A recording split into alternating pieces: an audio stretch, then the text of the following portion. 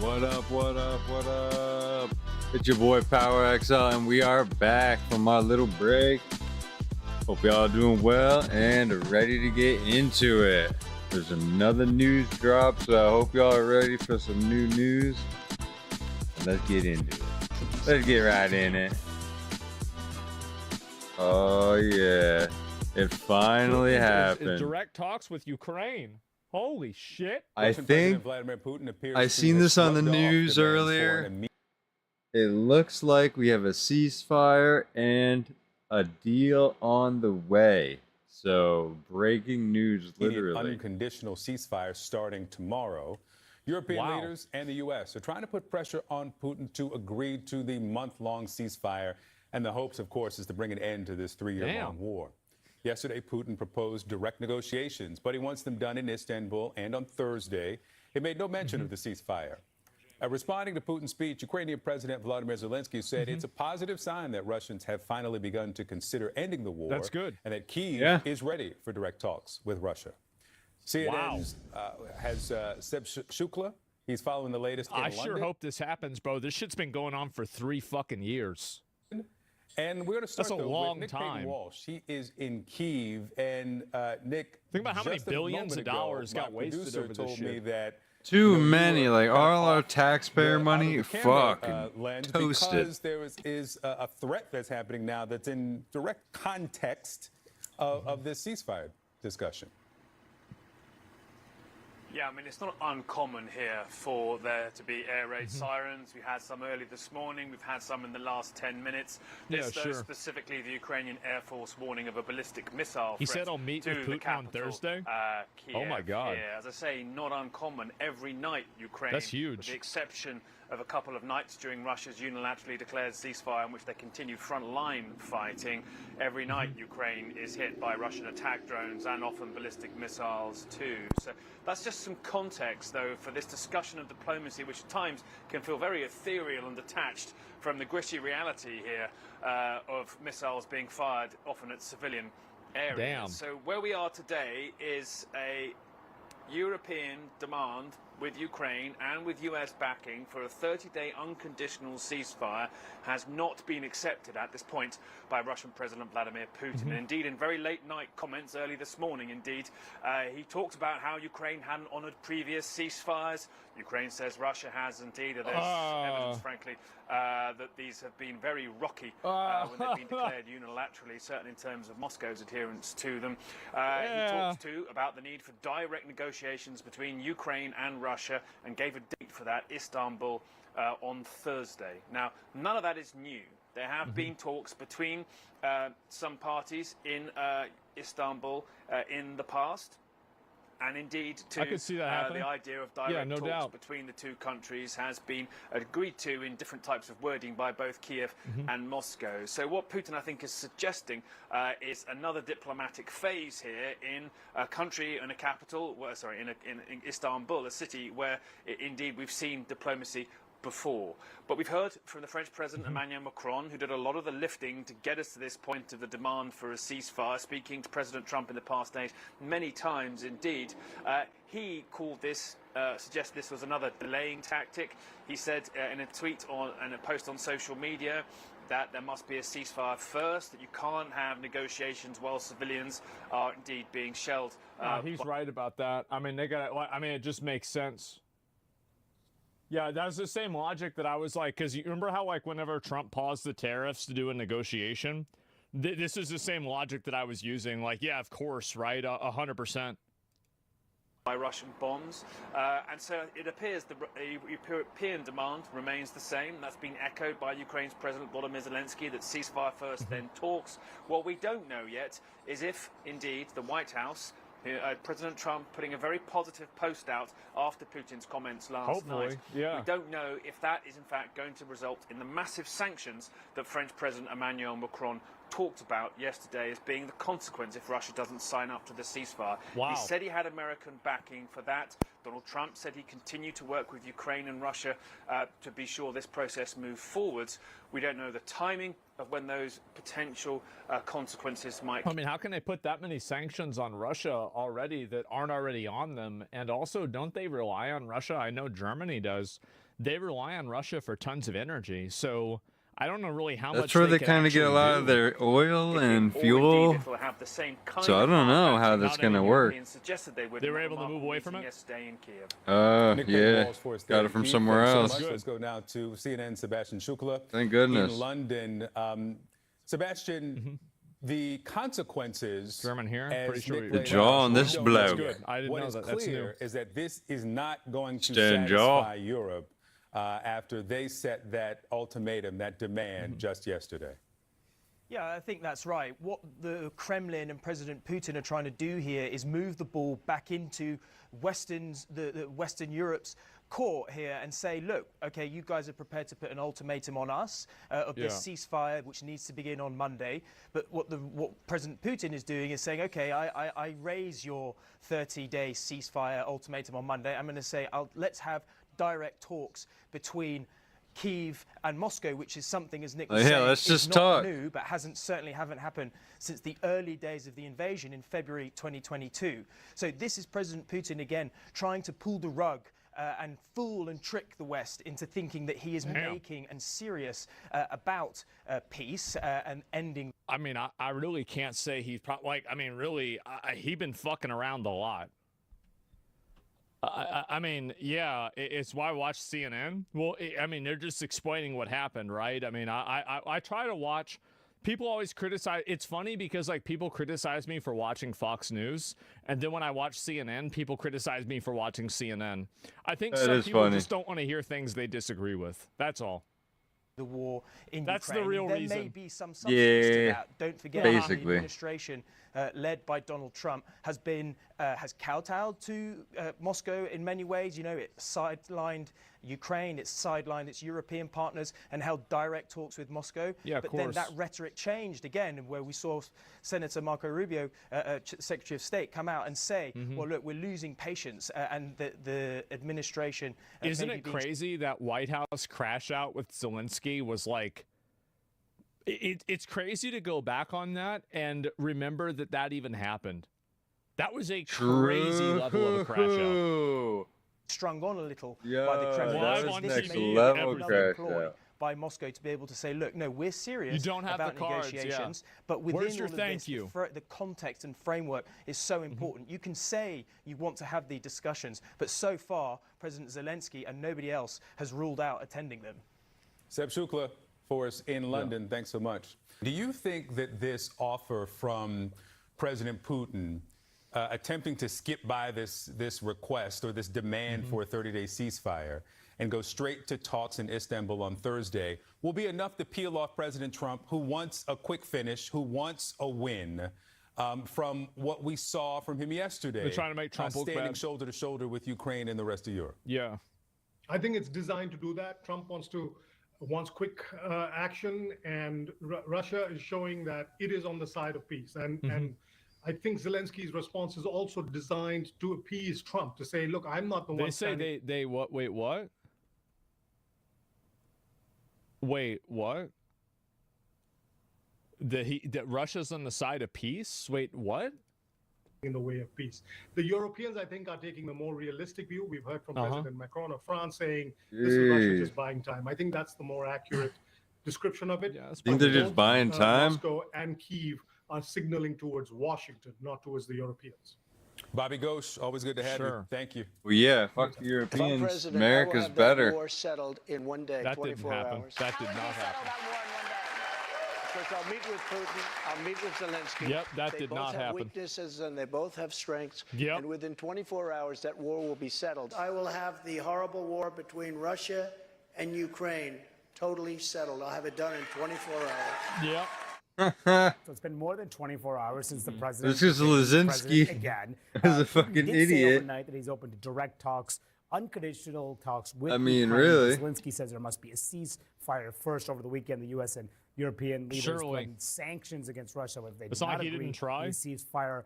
How do you I'm make, sure what do you Biden make of the way tried that Trump too. has been handling this situation so far? You heard it, that clip, and you heard it from this report from reporting Olivia was talking about it. He's very relational, and he's a nationalist. He has very good relationships with people like Modi, with Putin, quite frankly, and they have their own interests. Modi has his own interests, his own popularity base in India because because of Hindu nationalism, because of the way he's run that country. Biden was trying to turns stay out awake. when Yeah, America true. pulls back Yeah, a bit from the Biden, world and encourages nationalism, That's all he tried to do. Modi, I'll watch it after who's this. seen even by some in India as a strongman, they don't always act in America's best interests. Russia's not acting in America's interest. Russia's acting in its own. Ukraine and Europe have less faith in the administration as actually the United States as a broker than they did. They're looking more towards each country's individual interest. And I think you're starting to see the very beginnings of what that means. If the United States is not swooping in with a deal, if it's dealing with these countries as they are, with their own intent, with what's best for their polities, they're going to get a different deal. You saw in India, one story that came out of this was Chinese Chengdu plane. A plane that China was manufacturing performed very well. A reminder that there is a vast power much closer to India with much more history there. Did he China. see the video game footage? No, obviously not. Oh, jeez. It's It bad. has its own influence growing in the region because America's pulling out. So there are a lot of complications that are harder than getting a deal one day because you're friends with the president or the prime minister. Sure, right. Okay, well, there it is. And this guy's a comedian, right? Yeah, India and China are friends. Yes. Oh, my God. Armor's got another victim. Wow, bro. Like, how do you play this shit? And, like, I don't even know how you do this. Like, this is unbelievable how this fucking happens. But I guess this is the way the world is now, right? Is it though? Do we have to All right, welcome back accept to this? Now. I'm Austin Westfall. We look at images of Air Force One. So An hour ago, what the fuck? We basically Shit, is this the every time meeting? we see the president live coming in and out of the plane. By the way, fun fact, any plane that the president is on is technically called Air Force One while the president is on board. There's President Trump and Melania getting off of the famous jet. Well, the headline of the day, at least as far as Air Force One goes, is President Trump will reportedly accept a luxury Boeing 747-8 jumbo jet from Qatar's royal family and upgrade it to use it as Air Force One. That's according to multiple reports. ABC News says that Trump plans to use the plane as a new Air Force One until he leaves office and then continue flying it for personal use. According to the New York Times, the jumbo jet could be the biggest foreign gift ever received by the U.S. government. New Boeing 747-800s, by the way, cost roughly $400 million. National security analyst Hal Kemper still standing by. Hal, thanks for sticking around. Let's make something clear up front. The Qatari government has responded to this. They say that they acknowledge that there's discussions between the two countries about the possible transfer of a plane to be used temporarily as Trump's Air Force One, but they denied that the jet is being gifted. They don't like the word gifted. They also said that a final decision had not been made yet. Yeah, they're not gifting I it. guess we'll wait and see if there's any more news when Trump visits Qatar next week. But let's say this does happen, Hal. What needs They're probably to be done doing to something make for the him. He's plane probably getting Air bribed. Force One worthy? Well, technically, as you mentioned, any plane that the president is on becomes Air Force One by default. All right. But Air Force One is a unique aircraft. Back in 1990, they got the 747-200 series. I believe we have two of those that are designated to be Air Force One. What you see on the outside is only part of it. The inside is very different. This is a plane that's designed to do things such as fly the president while he's managing a nuclear war. You can imagine the resiliency of the aircraft from a variety of different things. By the way, you're also flying the commander-in-chief, so there's a lot of things that the plane, capabilities that plane have, many of which are classified, which deal with the survivability of that platform, the survivability of the president and his staff while they're up there. So it's a airborne command and control node. It's not just an airplane. And with that, Yeah, true. there's a lot of things internal to the aircraft that the public doesn't see that allow the president to do that, to include holding some the most highly classified meetings you can possibly imagine with all the communications technology, but also all the security parameters. Yeah, that go true. into It's got a these types of lot. meetings. It's So probably there's got just a lot of some stuff that goes artillery, into, right?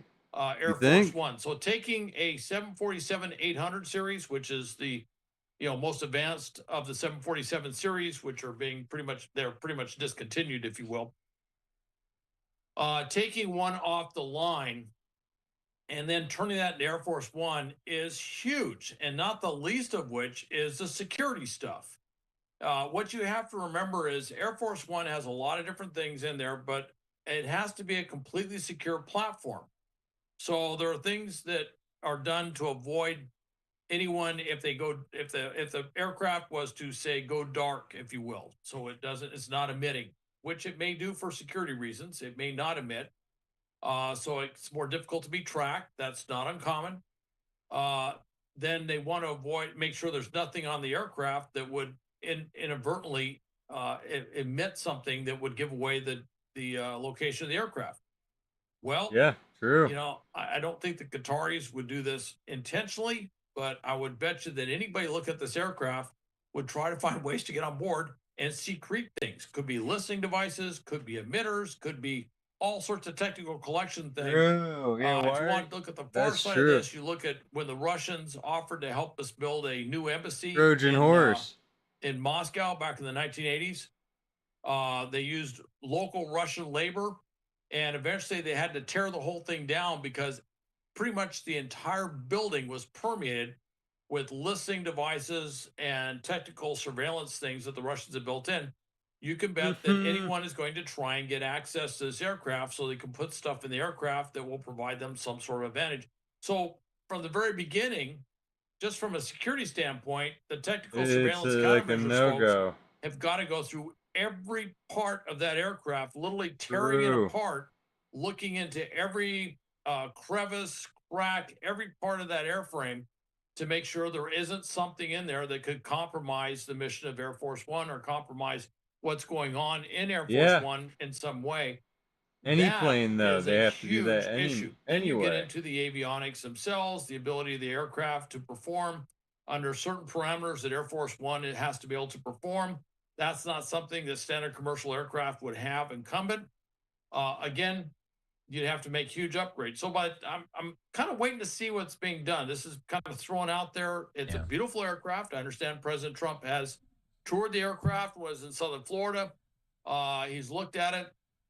It certainly looks to be much more ornate, a lot more comfortable, if you will, than Air Force One, which is a luxury plane.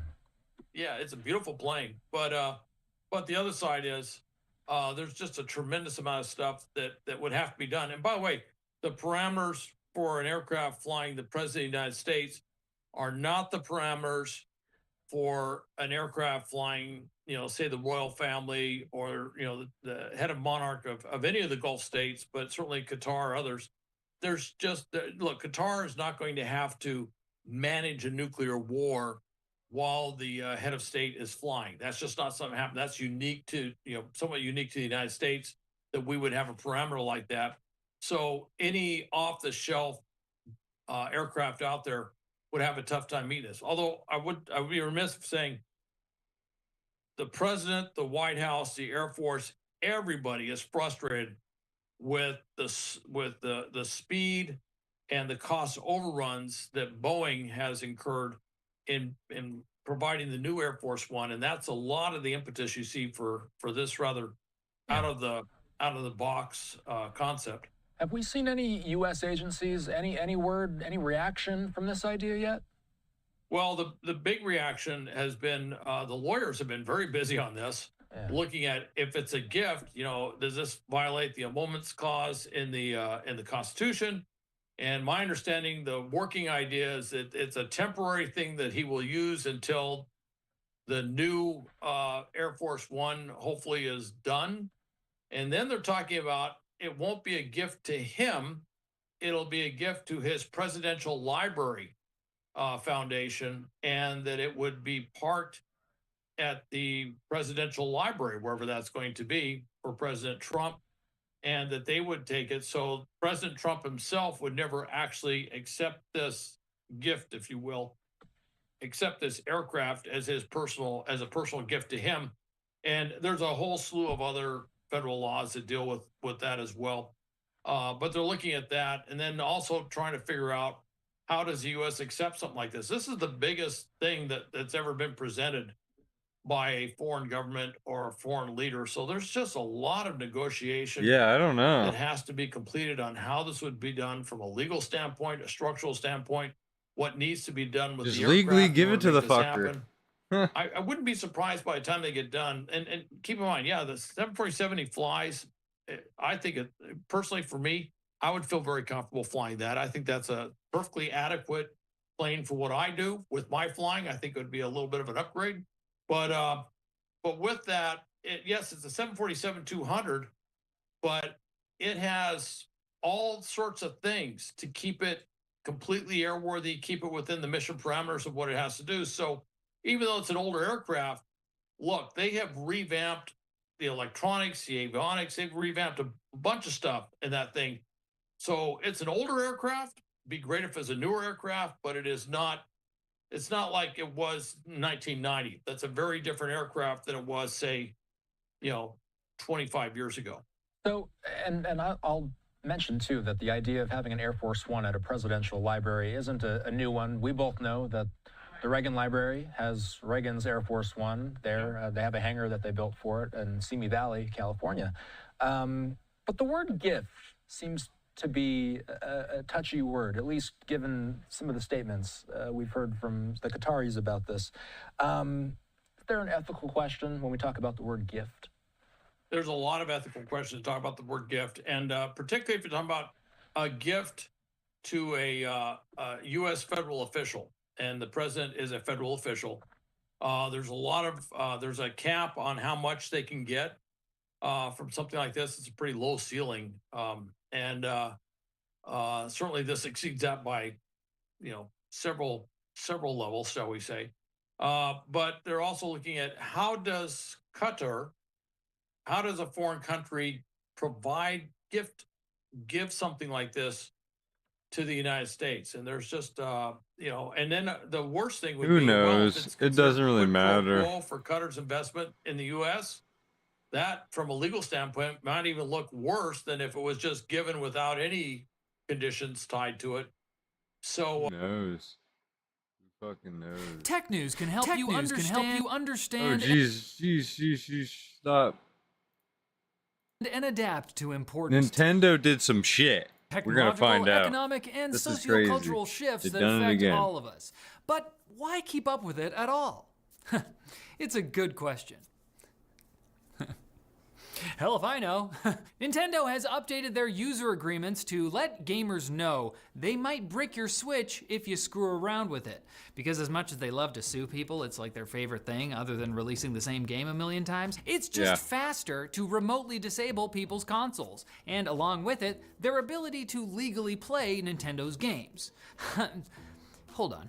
As first spotted by Stephen Totillo at GameFile, the old Nintendo account agreement for US accounts forbade a long list of jailbreaky actions like copying, modifying, and decompiling Nintendo services, but the new agreement goes into more detail and notes that failing to comply with these restrictions may cause Nintendo to render your account and/or Nintendo device permanently unusable in whole or in part. I don't know what that last part is, like they might break only your Joy-Con sticks, make them worse than they already are. The UK version of the agreement is a bit softer, saying non-compliance may result in the console becoming unusable.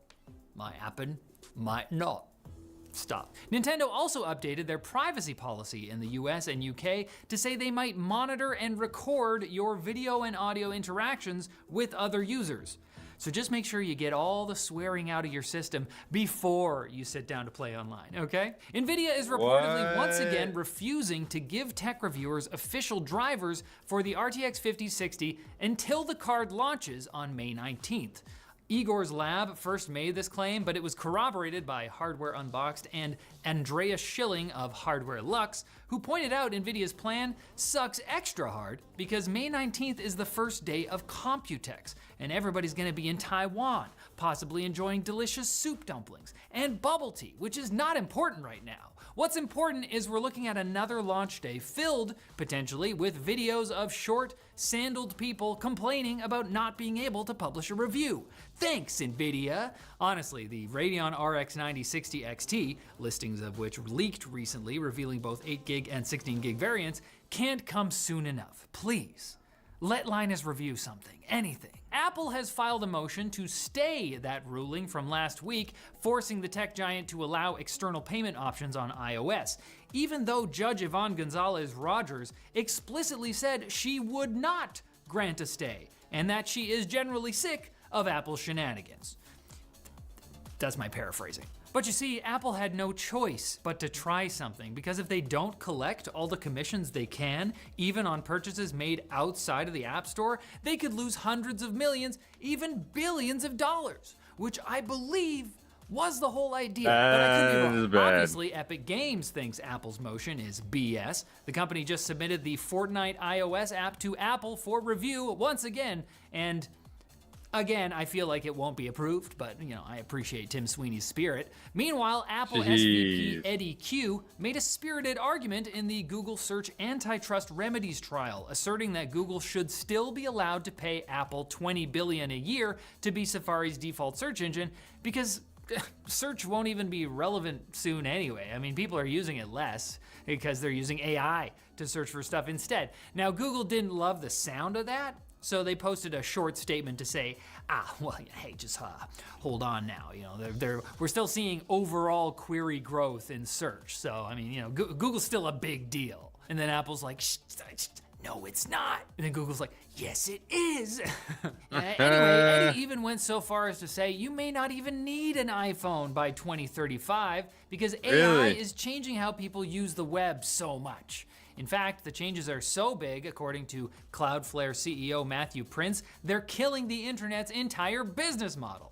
I mean, the tides are changing, winds are shifting, Your Honor. There are probably a lot of things we should be worrying about instead of Google paying Apple $20 billion. So probably just keep letting them do that, okay? All right. I mean, why not? And hey, why not check out our sponsor? So, Proton, the email provider that helps you break free from big tech, who are kind of addicted to collecting your user data. It's a nasty habit. Messaging apps often support encryption these days, so don't settle for less with your email. Proton Mail uses end-to-end and zero access encryption, so only you can read your emails.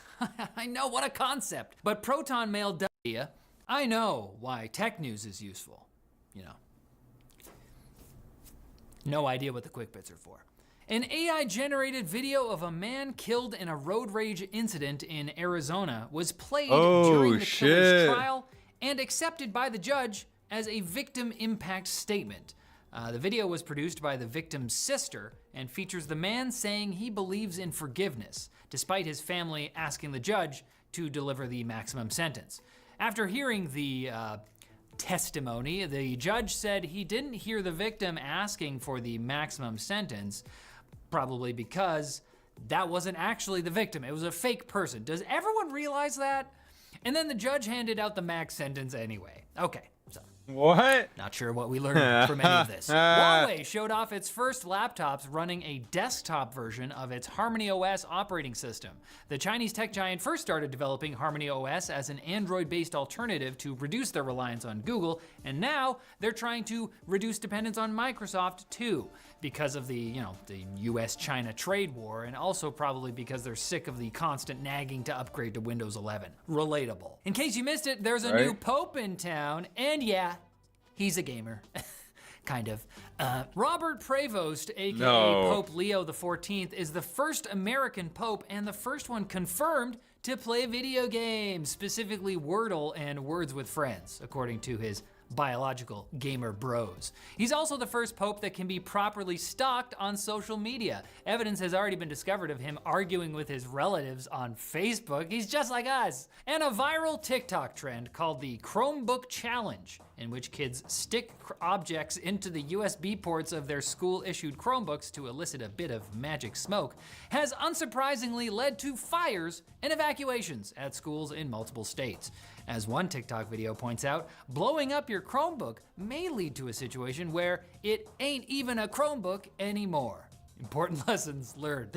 Searching Chromebook challenge on TikTok now leads to a TikTok page warning against participating in such challenges, which they needed to do because the fire challenge was already a thing, and that involved kids pouring flammable liquid on themselves and then lighting that liquid on fire. What? What is the challenge there?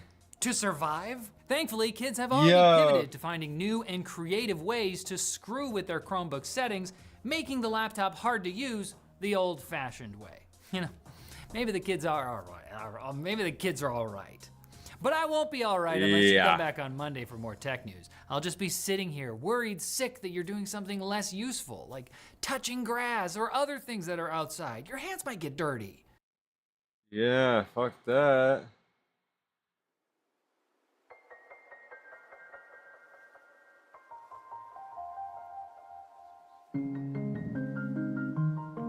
Zelda vibe. Yo, fuck.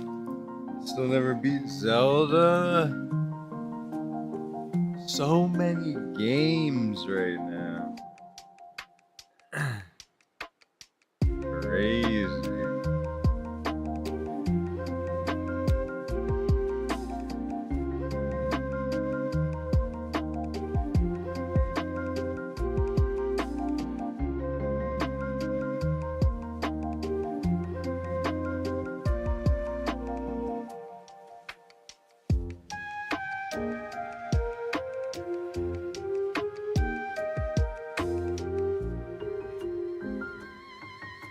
Okay.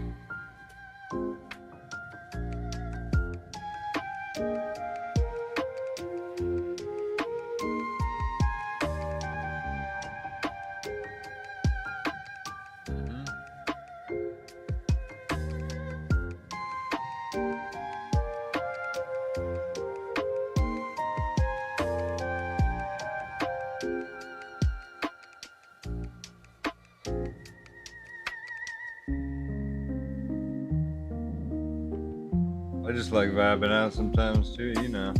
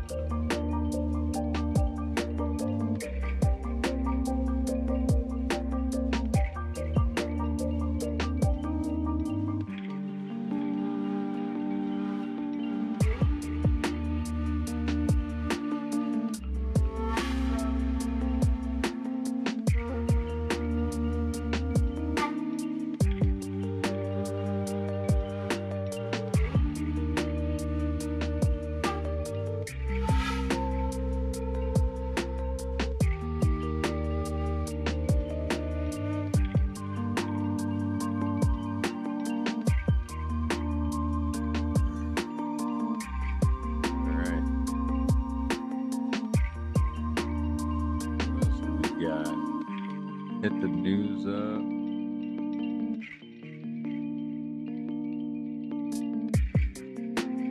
What is that?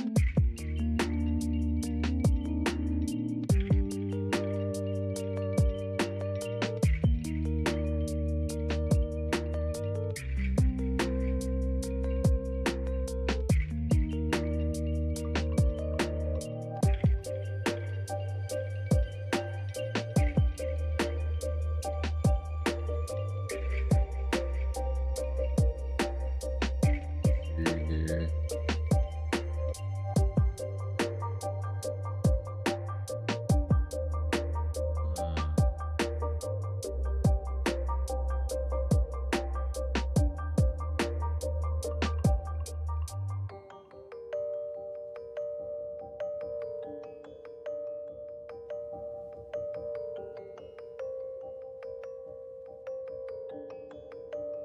I don't know.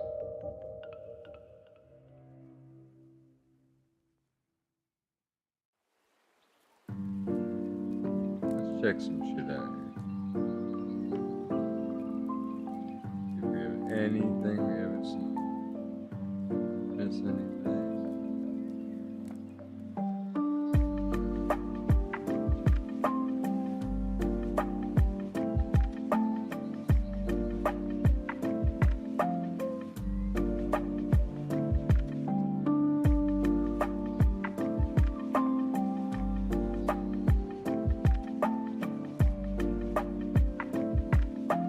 I didn't know this. I didn't even hear about this, but they actually have been censoring the No Oblivion. The Oblivion remaster has been the talk of the town, and it's no wonder. Its sudden announcement and subsequent release Yeah, it is kinda an event popped off. that breathed new life into the existing fan base, and it also opened the door, or an Oblivion gate, for a lot of new players that haven't experienced the game. So wait, it before. got Though most of the censored? responses and discourse around the game has been overwhelmingly positive, and I think deservedly so.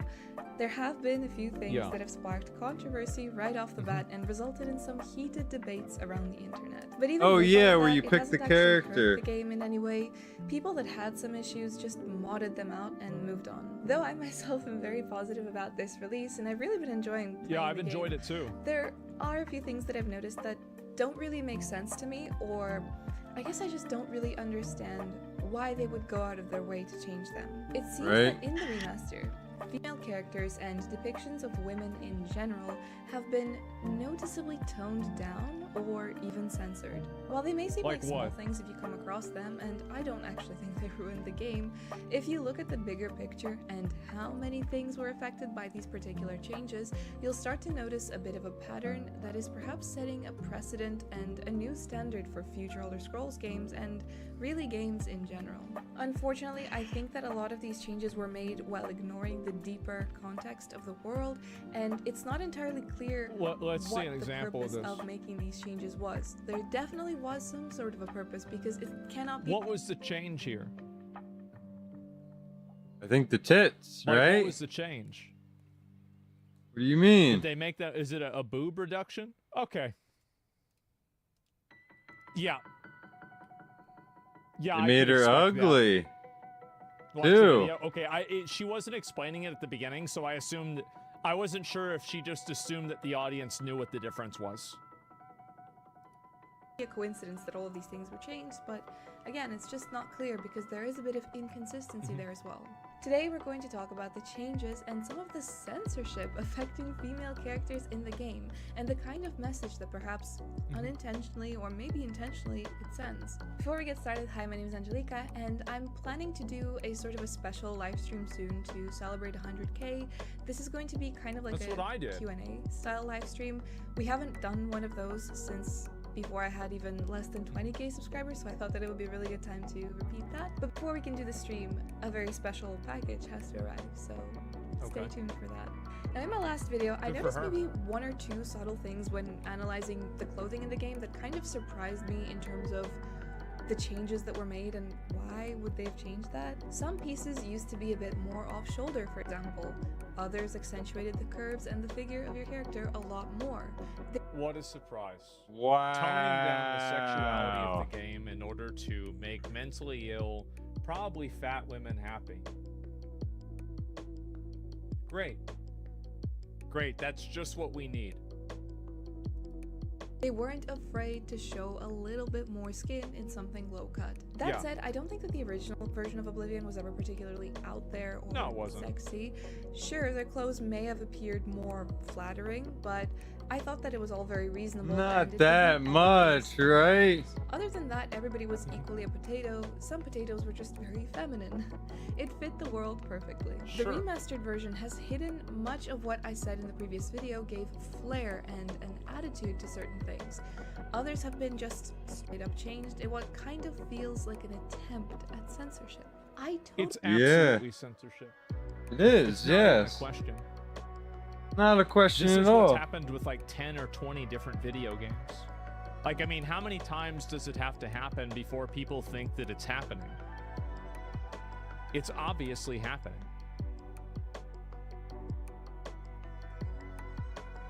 I couldn't really care less, though. I think that you should care. Because the reason why you should care is because it indicates that people care more about making sure that this video game is congruent with their current world values than making Than an making a good experience game. that the audience wants. And you Yeah, should ask that's yourself more what this they care question. about. Is this what the audience wants to see? And the answer to that is probably no, right? Like, I think that we would all Definitely come to not. the conclusion that the answer to that is no. And so when the answer to the question, does the audience want to see this, yes or no, is no, then why does it exist? Really? Why are they putting something in the game that players That don't want? people don't want. You're right. And also keep in mind that a person who will do that doesn't respect you. They don't respect what you want. They don't respect the type of game that you might want to play. They only want to push their idea onto you. And that's it. Fuck And everything else. that will not stop at, you know, like cleavage or whatever. This will happen to everything. Because this is why all of these woke games are garbage. The reason why all of these woke games are garbage is because the people making them don't care about the audience. And so you should care for that reason.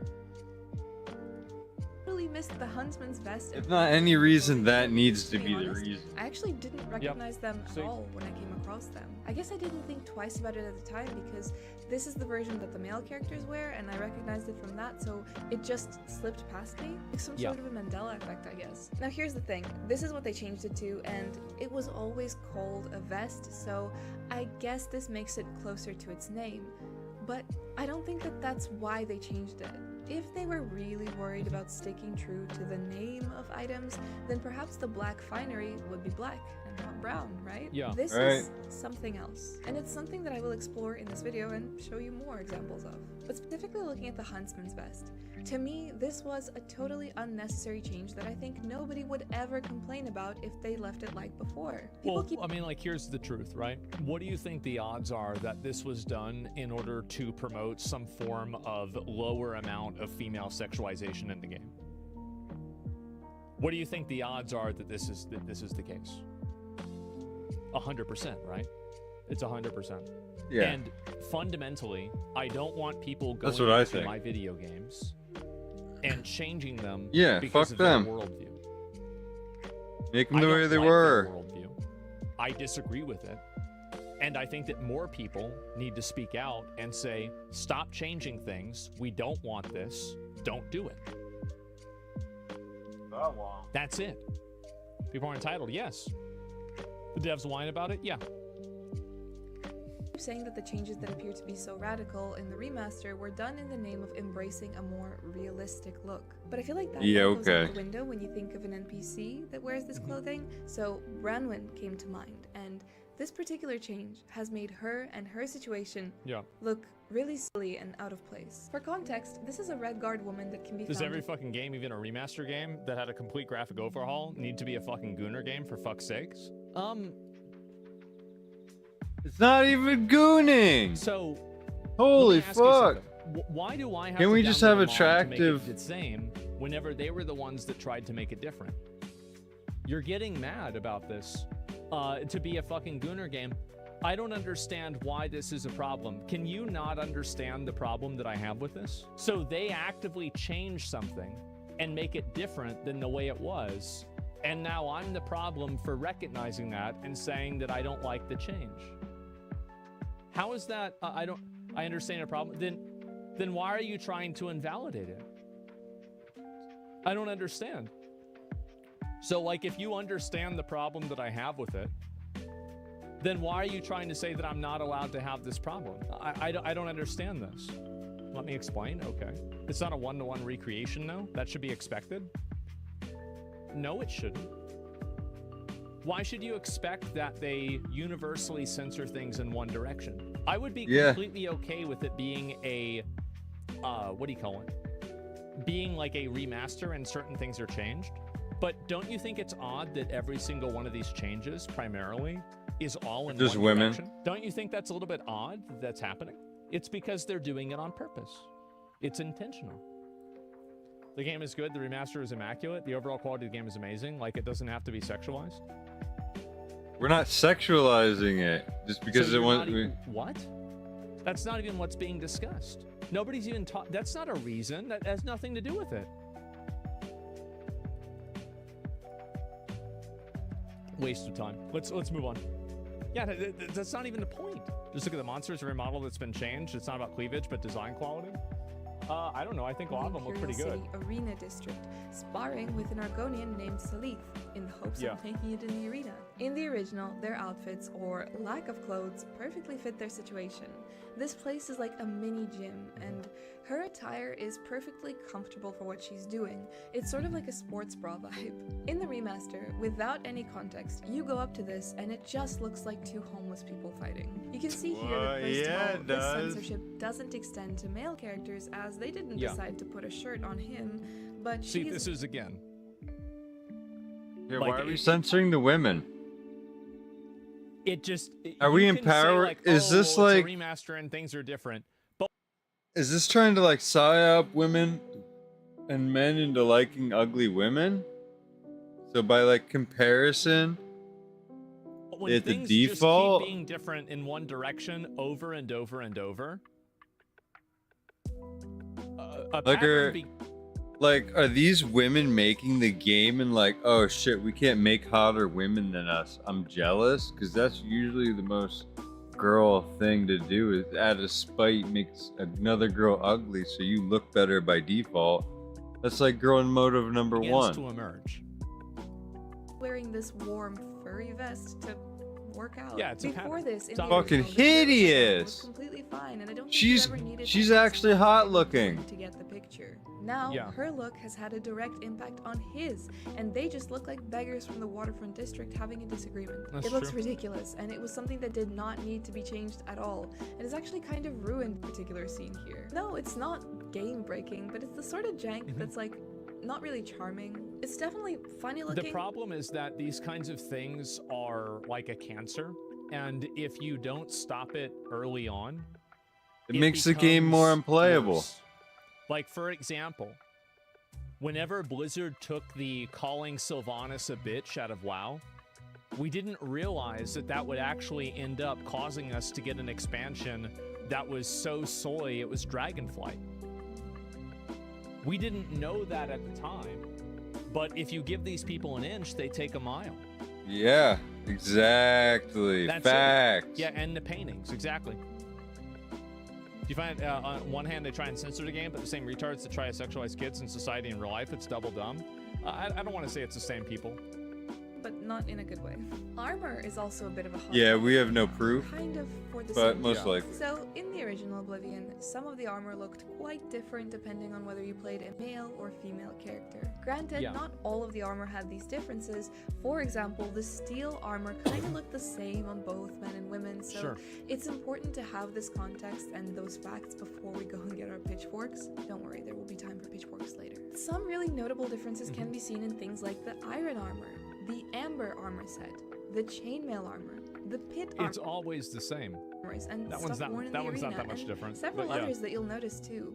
What they appear to have done is taken away the elements that incorporated the female form and made all armor look more bulky and pretty much like it does on male characters. So Yeah, this is a really common trait and a common trend with like video games now, is that Yeah. they try to create the way that like men and women look, and they use basically the exact same stuff.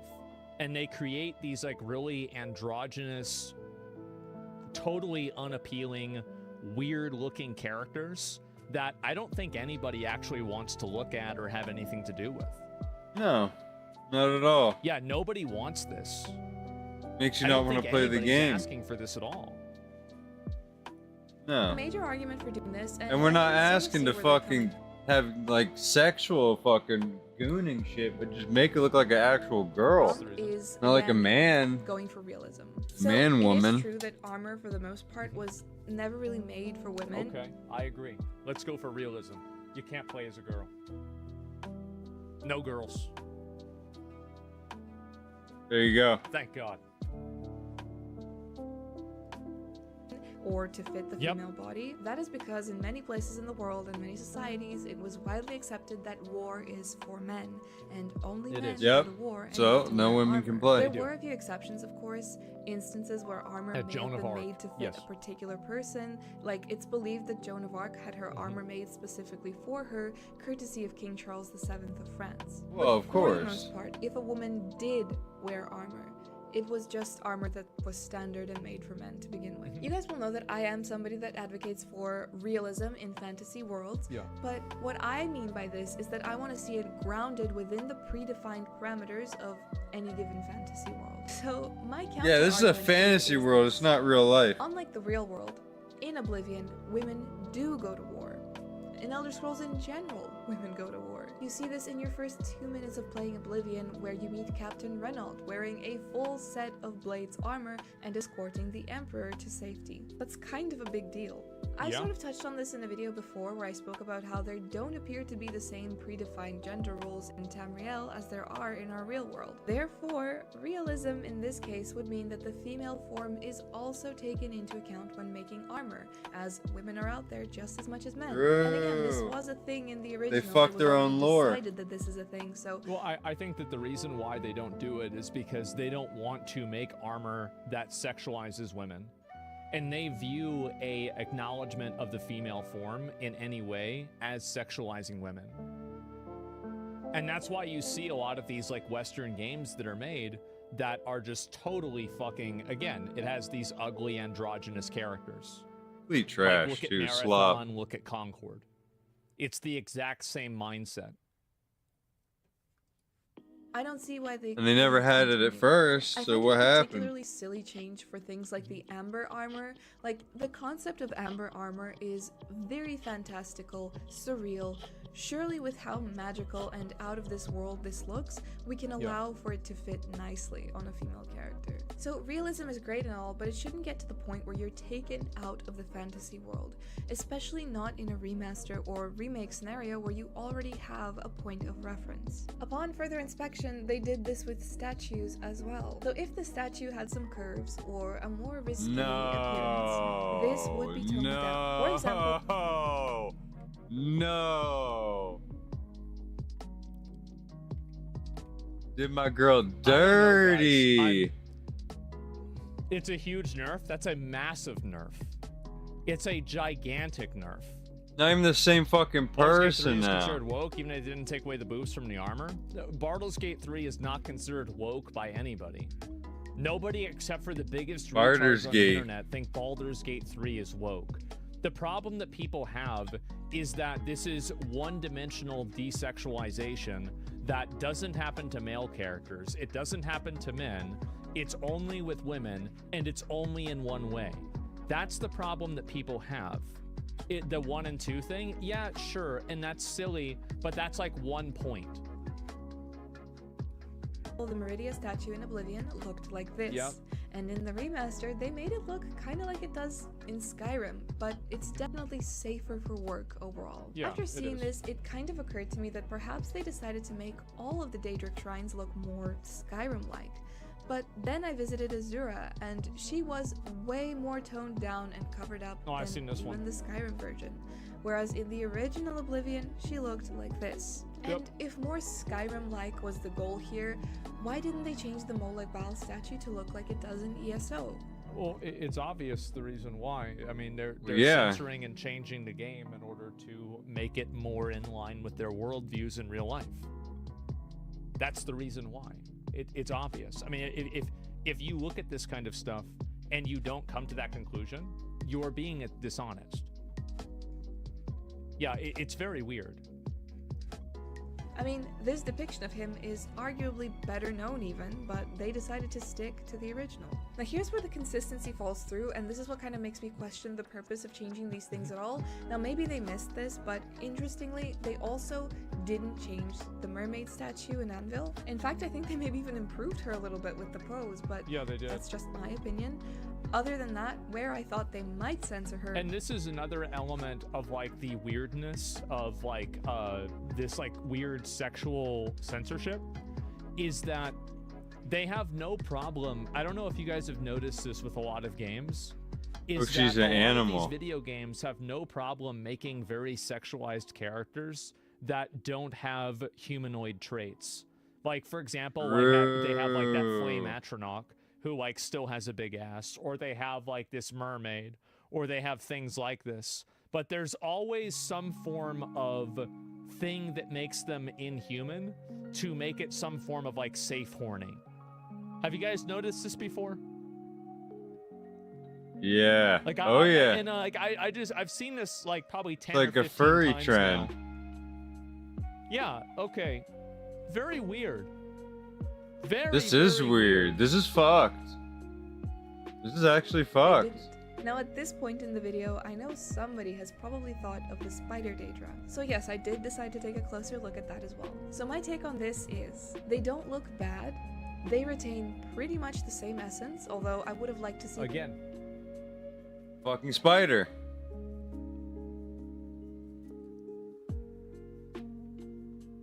There you go. You're right, I am. Look at it through that lens from now on. That bright red incorporated into their outfits, but it's fine. However, if we address the elephant in the room, their chest is visibly smaller. Let's stop for a second and think who the spider Daedra are. They are closely associated with the Daedric prince Mephala.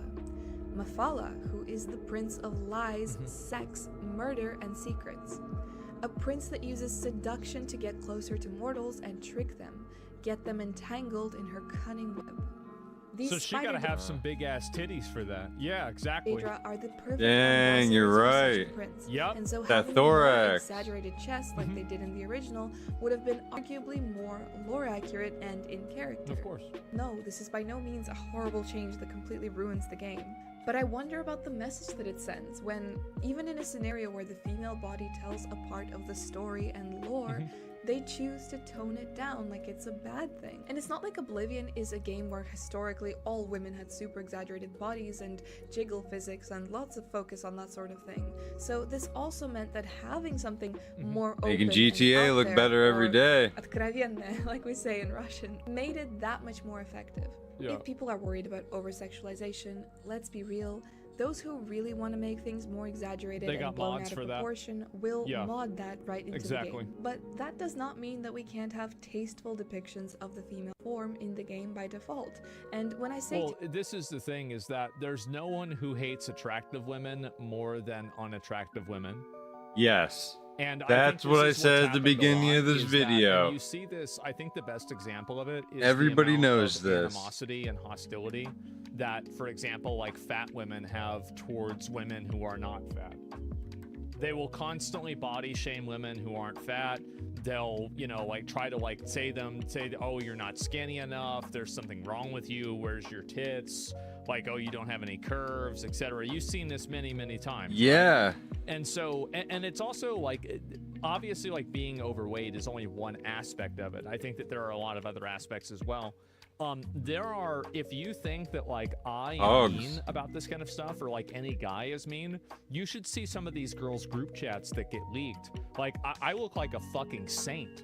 I look like I'm a nice guy compared to them. They are fucking savage. They recognize shit I didn't even know existed. Yeah, so basically we're facing the ire of women working. Yeah, girls would be like, oh, fuck, fuck, her makeup's slightly off. It's like necessarily women working on the games, because I don't think all the women are like that. What are your thoughts on a sexualization setting that allows you to dynamically turn it on based on gamers' preference? That way there's nothing to argue about? I don't know about that. I mean, I feel like that's just more work, right? I mean, I think you should do the thing that 90% of people want.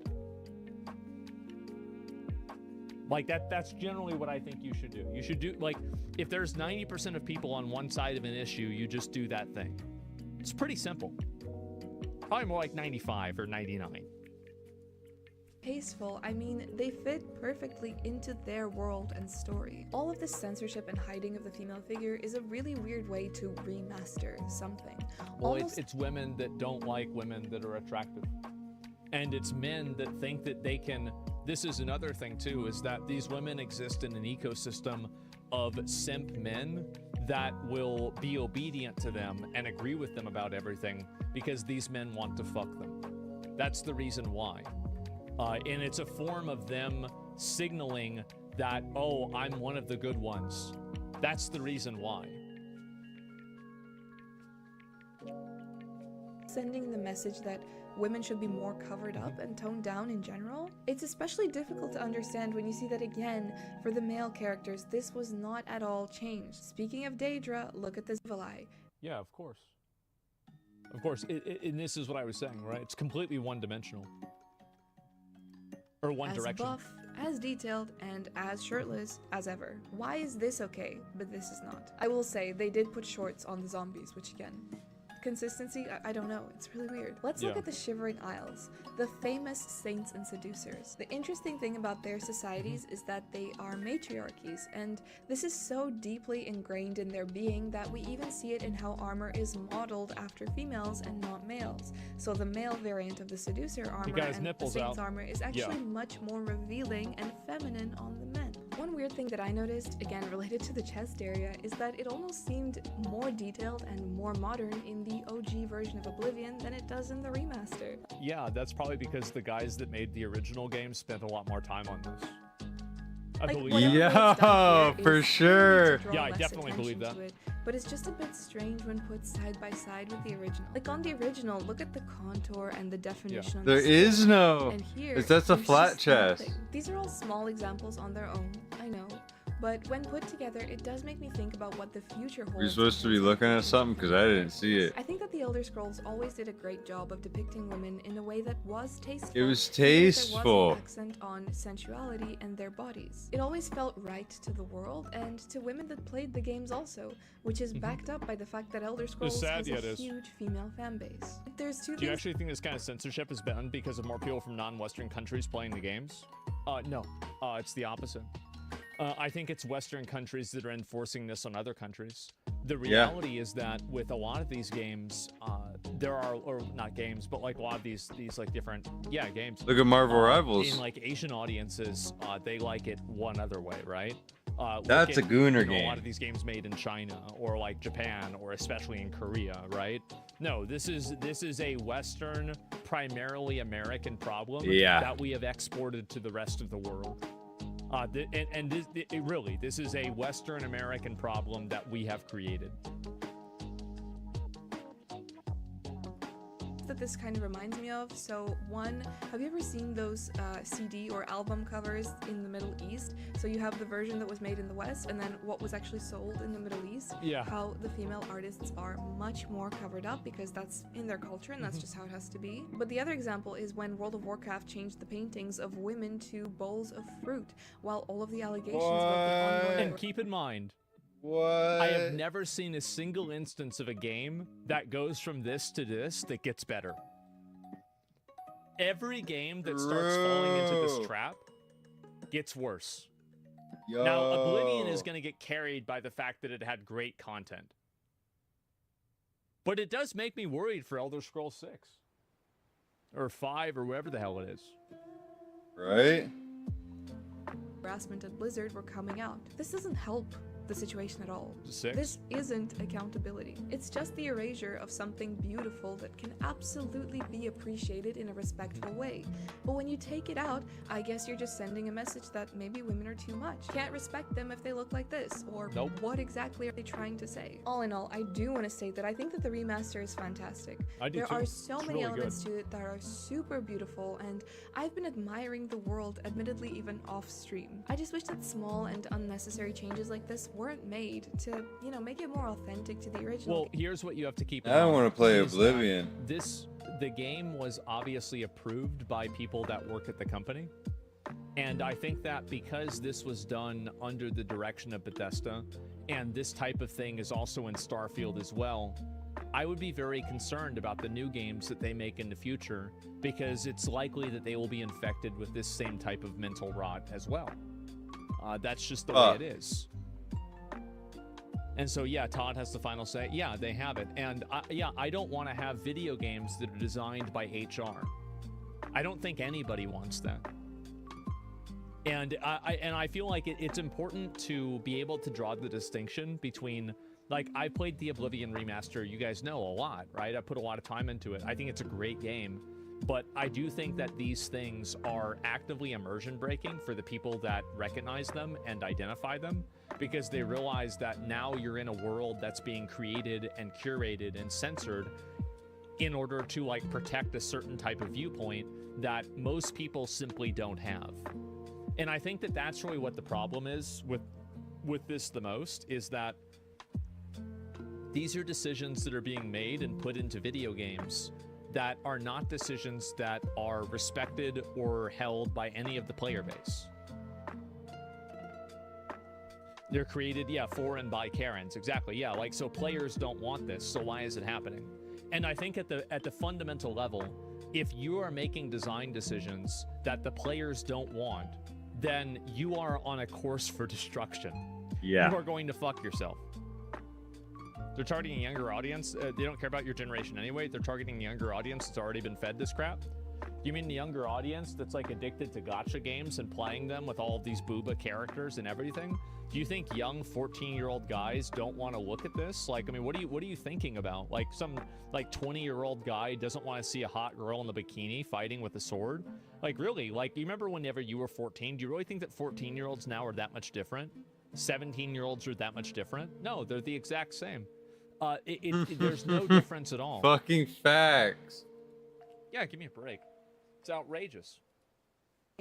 But also to not send the wrong message about women and women's bodies. And that is my take on this whole situation. I do hope that I was able to articulate myself as well as I put those thoughts together in my head. If you enjoyed this video, please be sure to leave a like and subscribe. I really appreciate it. As always, big thanks to my channel members for all of your continued support, and I'll see you guys in the next video. Be seeing you. Bye. Yep. I think that this is again, like, I really like the remaster of the game. I think the remaster is great, but I do think play that people shit. should be aware of this and people should call it out. I want a think booba also, mod right now. Again, these types of changes. I want to like, fix this I'll game. link you guys the video. Give her a like. I feel like these are really good. But it's important to be able to distinguish between thinking that a game is good, but acknowledging that it has things that are problematic. And I think that's okay to do. And the game is successful. I don't give a crap about these derivative issues. Well, I mean, I think that so you shouldn't think about it in that context. The way that I think that you should think about it, at least. I mean, like, you should think about it however you want, right? But this is how I think about it. This is, I think, the best way to think about it. Do these changes make you enjoy the game more? And I think the answer is probably no. They probably don't. And so, are there people out there that these changes make them enjoy the game less? Yes, probably, for sure. Because things have been changed and they feel like it's weird, or it's like HR design or whatever. So if these changes are not improving the experience for anyone, but they are making the experience worse for some people, why do they exist? And that's the big question that I think a lot of people should ask. And whenever you think about it from that context, it doesn't matter whether you care or not, because the mentality of let's change something even though players don't want it will bleed over into aspects that you will care about. And when that happens, your experience, Your game is, and your game's gonna be trashed by then. Advocating for a more player-focused, player-centric design goal is something that matters. Slippery slope, yeah, and we've seen this slope play out with World of Warcraft. Like World of Warcraft is like, by the time I remember they added a rainbow chair into the game for like June because it was Pride Month. And somebody is like, why are people complaining about this? This chair is the least gay thing in the game now. The entire game had been totally turned any degree of like masculinity or of aggression or anything like that of like World of Warcraft that it used to have has been totally taken out of the game. They've been totally removed. And in the process, yeah, it's the Karens. I mean, like, you could say that, right? But like, I think it's a bigger issue. And as one of the people that was that saw what removing bitch was heading to, it always happens when these changes are made. It means it's worse and larger changes are happening. Yes. And these changes will not stop at any one place because these people never want to, they'll never be happy because being happy means they lose power. And they wield power by complaining about things. So what they do is they continue having problems with things so that people continue paying attention to them. That's really the reason why. And yeah, they gave the remastered Flame Atronach detailed feat. This is Todd's vision. Well, it's also because that's safe horny. And you can see that happen a lot with a lot of video games. And and this is one of the things that I've noticed a lot is that you have weird fetishes that are allowed in video games and the sexualization of non-humanoid characters. But whenever it comes to a sexualization of a humanoid character or a person that is a human being, now it's different. So it's no problem sexualizing someone who is half a spider or whatever, and it's no problem sexualizing a woman's feet now, but you can't sexualize their boobs. And I think the reason why is, and again, it is an inversion of what is normal. It is a total inversion of what's normal. Remember WoW feet? Right. Yeah, exactly. And I think that it's done in a way I feel like because it's people fucked. do want to be sexualized in a way, right? Or they do want to be able to sexualize someone in a way, but they do it in a way that's safe and it's socially acceptable. Do you see kind of like safe horny? No, I'm serious.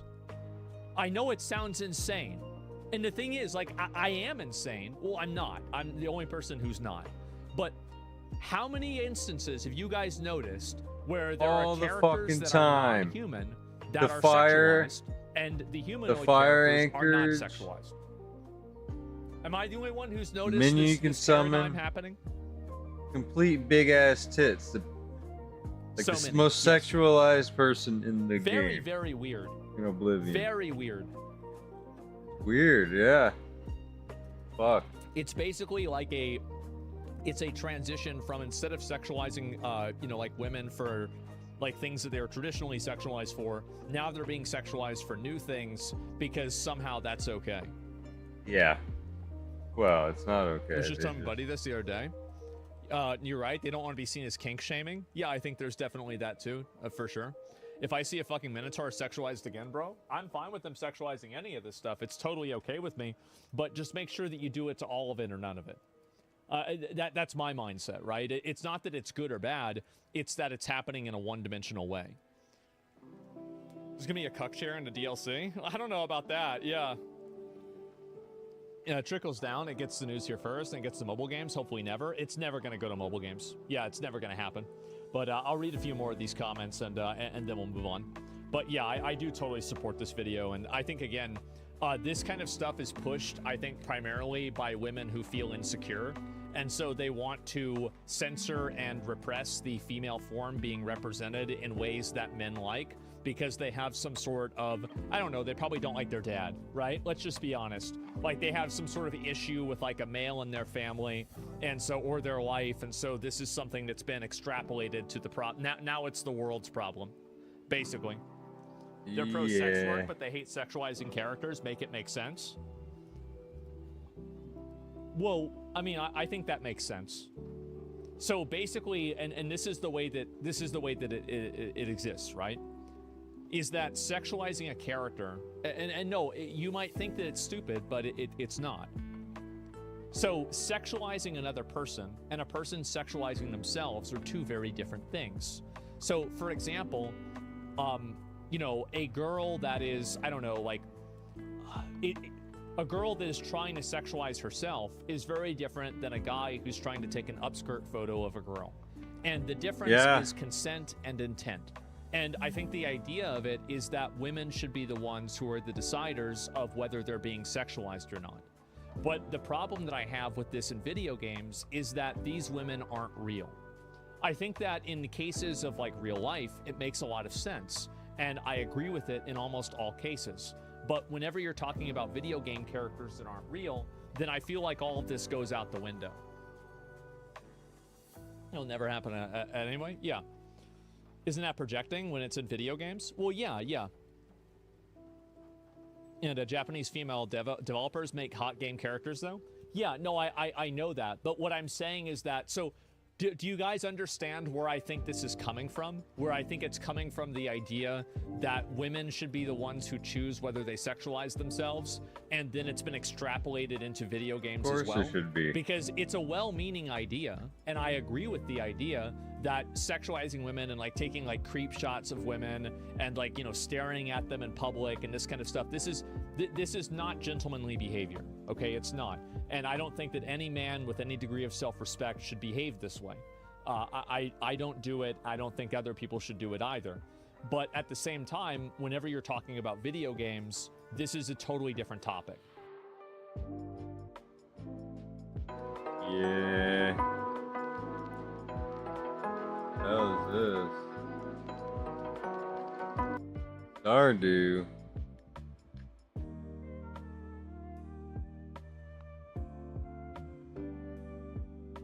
Alright, hopefully my stream doesn't get taken down from this. This is gonna be a little X-rated. Hide your kids, folks. Playing Oblivion. Enhanced. As this video released, everybody figured it out. Now we gotta check it out.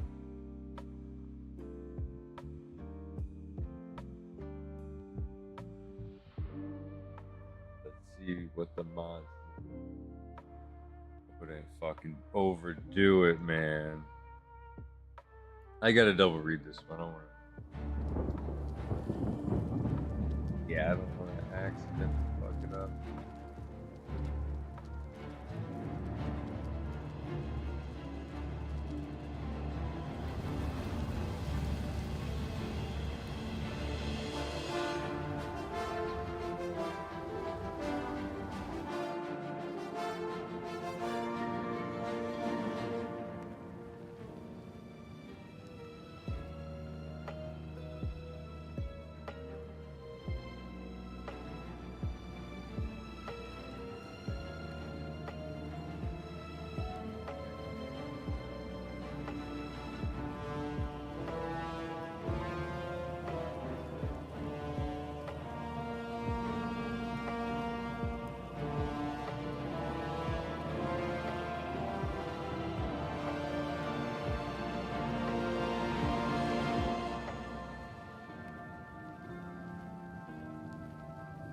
Actually, let me take this one off.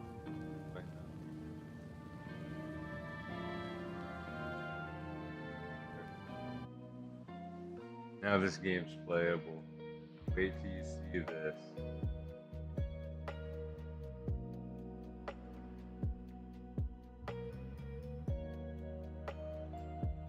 I had a nude body. Every time I'd fully loot somebody, make them naked. I can't have that. But this one I can. Just makes their body parts look a little more realistic like they used to. Good.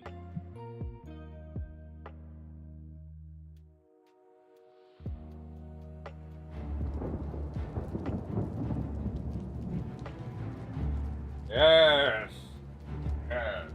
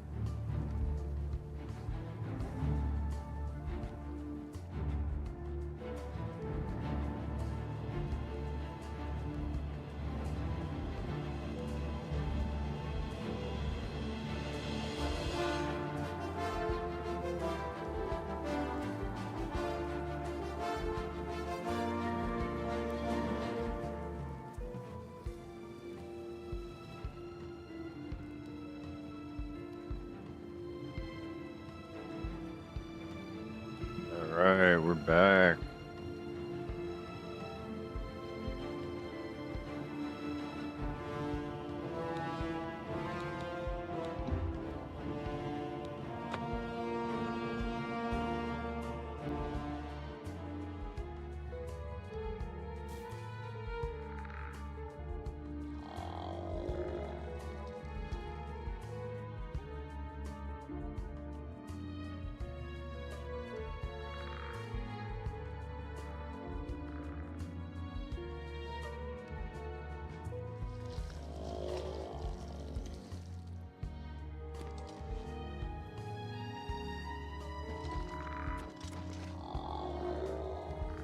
Alright, you're following me, that's right.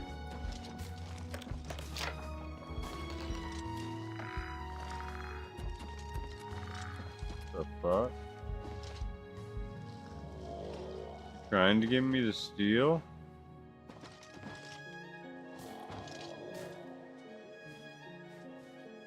Oh, I need this shit.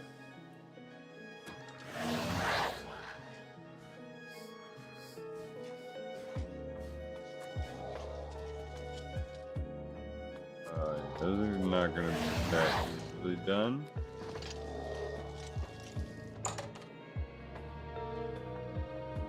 Oh yeah, I was selling shit, that's right. Okay, let's do that. You're in Reindeer's Step.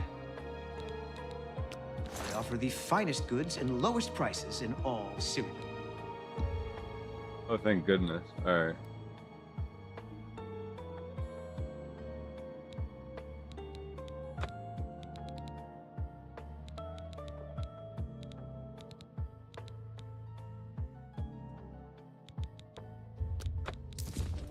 You got a great deal there. That seems a fair price.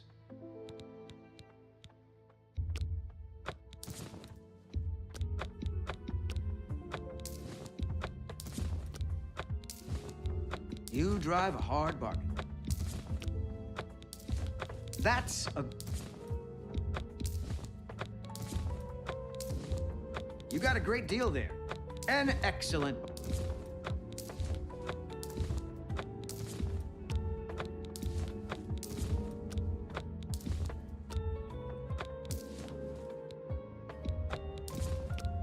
An excellent... That's a... An ex...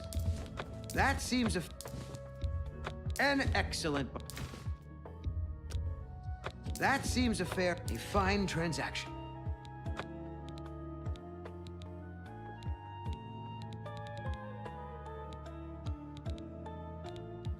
Give me back that silver bow. You're a fine negotiator.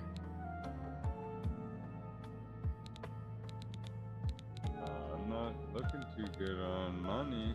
A pleasure to serve you. Good day.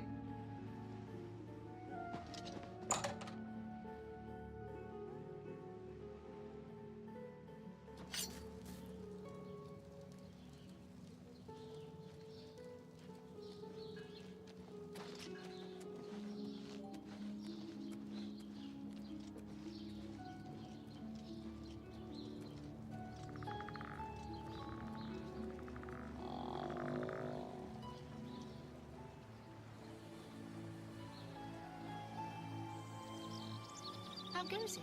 Bit better. How about you? Not bad. Othil from the Arcane University is looking for someone to chase the bandits. Hurry up. But they're trying to enhance a weird machine. I've heard others say the same. Good day. Farewell.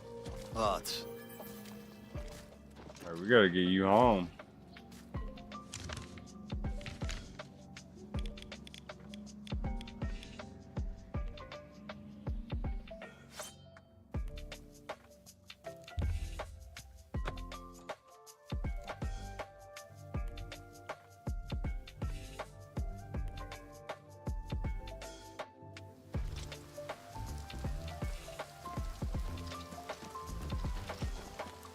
Only You're just a asking for little single baby.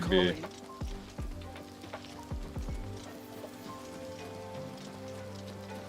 Tidings, citizen. My children are starving. No. Stop begging. Adriana, remove I'm you back. for I was loitering. rescued. So it would seem. You are unharmed, I presume. Pride. Oh. Whoever heard of an orc buck? You're lucky I bothered Plus, to send he's in that Greetings, orc social Joker. club. I hear a new associate came to Titius's aid recently. Well, yes. I'll just... He's talking to her pack up through my this supplies fucking and be on my way floor. then. Thank you for sending someone to help me.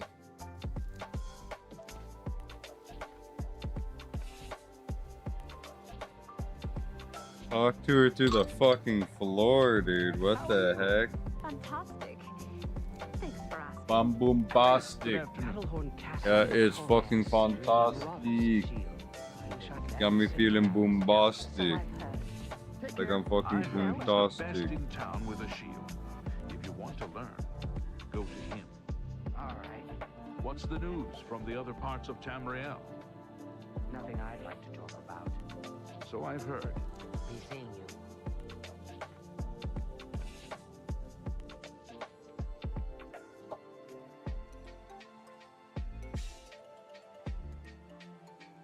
Doing some mini mixers.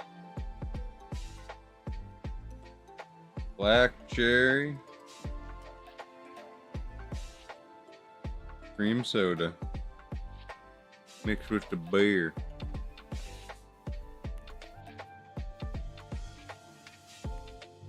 Stella Artois. The finest, cleanest beer you can get a hold of.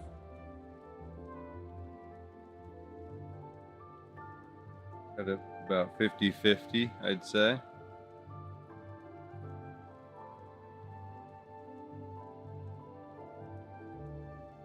Because we're just drink for taste here. We're not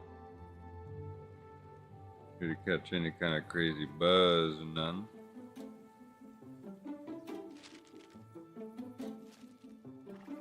This is an art. What I do is an art.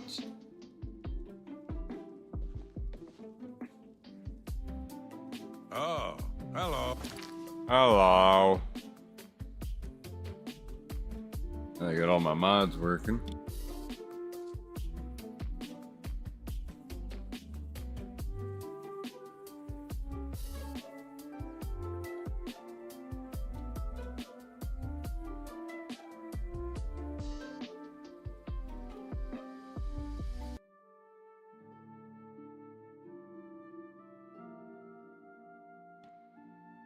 I want to get something better on the tube.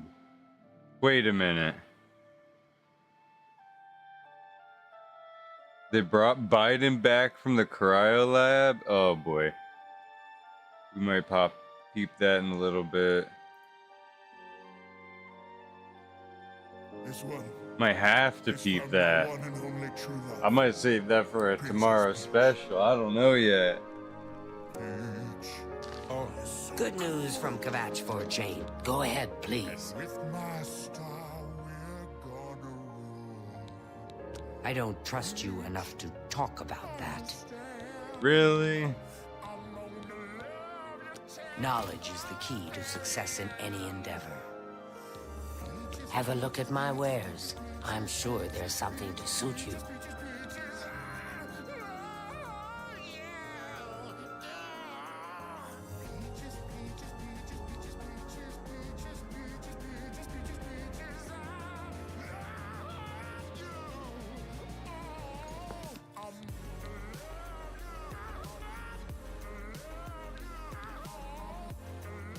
Yes? No. You do good. Blow away, windbag. What a wonderful compliment. Not bad. Not bad at all. Talk tough to me. I love tough guy. Really? No, you're a good one. Don't make me laugh. She's already fallen in love, boys. Talk tough to me. I love tough. That's pretty good. Please, I'm embarrassed, but thank you. That's pretty good. I doubt it. You told me. Really? No, you're such a charmer. Blow away, win back. Please, I'm not. I doubt it. Yes. I don't mean to gossip, but he is more than a bit strange. I got my peaches However, on it. He's always been tolerated as the town eccentric.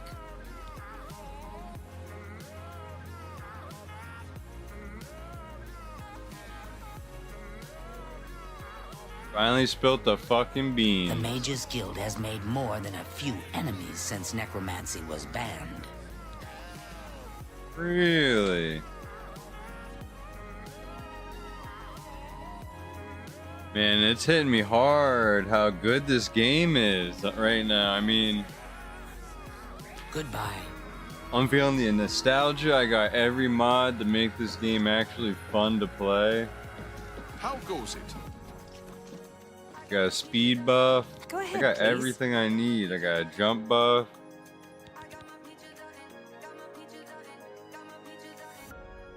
I got the girls have tits now. Probably didn't even notice. Such a slight enhancement. Women are women, boys. Enjoy. I'm rather big. You have all the recommendations you need, I believe. Romanus Paulus will want to speak with you. You can find him at the Arcane University. Oh, this is big. Arcane University. Here we go. I'm a Half of the Council scholar. of Mages resigned when Traven took over the position of Archmage. Good day.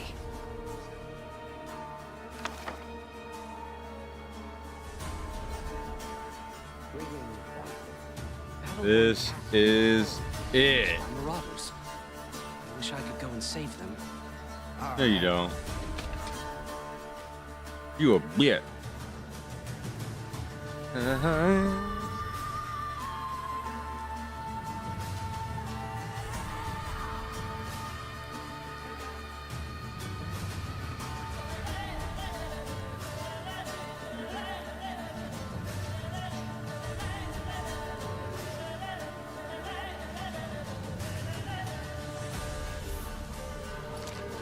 Imperial City of the Archmage Guild, here we come. As the Power XL travels forth to venture into the Mages Guild, he has got all 7 requirements of each guild member, and now is finally ready to join the guild itself.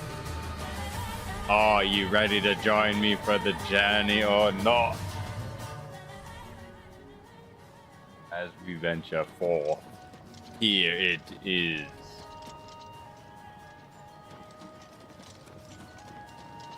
Right. Have I misremembered?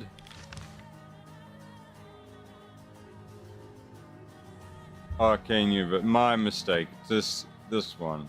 I'm at the jail.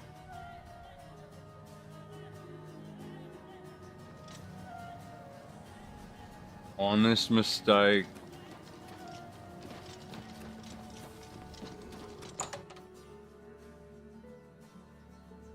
Hello, associate.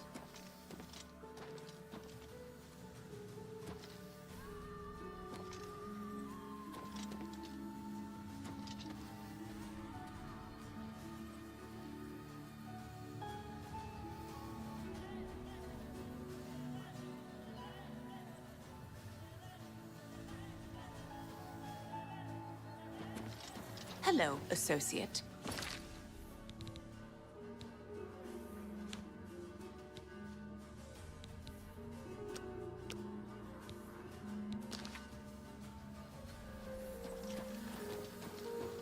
Greetings.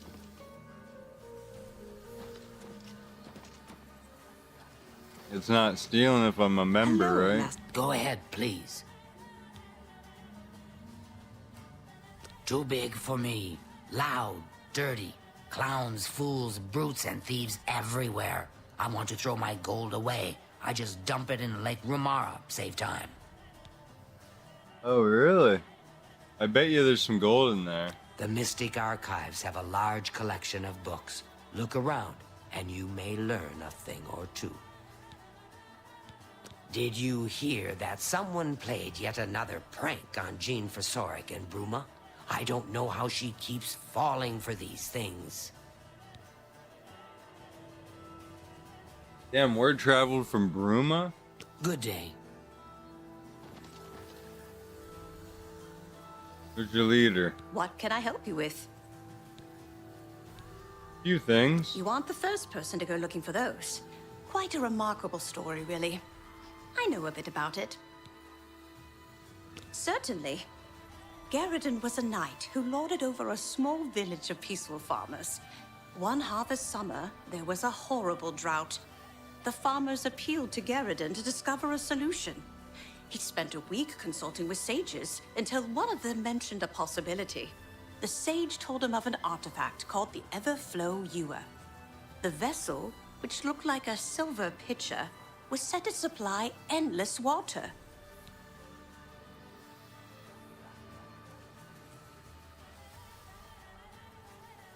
Yes, indeed.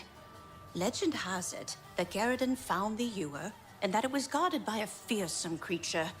It is also said that the creature froze him. When Garridan realized his quest was a failure and he wouldn't be able to return and save the farmers, he began to shed some tears. As the ice enveloped him, some of his tears were frozen as well. Some even say that the divine Mara took pity on the poor knight. To commemorate his kind heart, she imbued the tears with some sort of magical power. That's only rumor, though. You know, if you're really interested in more, there's a book I read once called Nightfall. It may have more about Garridan. Ooh. I think both you. If you've... I wish I could tell you more about... Please, Yeah, I visit bet me you again do. anytime. Hello, associate. I have received recommendations from all the local guild halls in Cyrodiil. Yes, You've done I well believe for you yourself. have. You may now enter the university. As a full-fledged member of the Mages Guild, I now also promote you to the rank of apprentice and grant you the robe of the apprentice. Take a moment and try it on. Then we shall speak of what comes next for you. Glad to help. And they got new Give Strauss my drip. regards.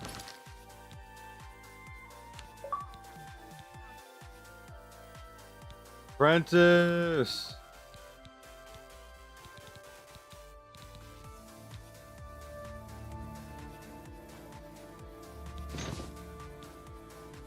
Oh yeah. Looks like a hobo.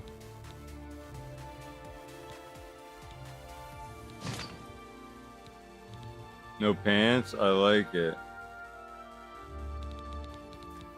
I like the old gold, brother.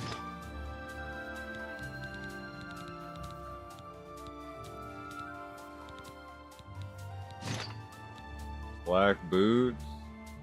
Give me the gold glove. Wait. Actually. The head look like. Oh, the head's trash. At least the head.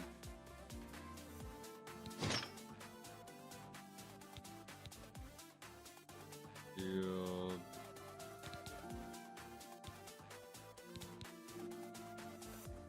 I didn't get gloves.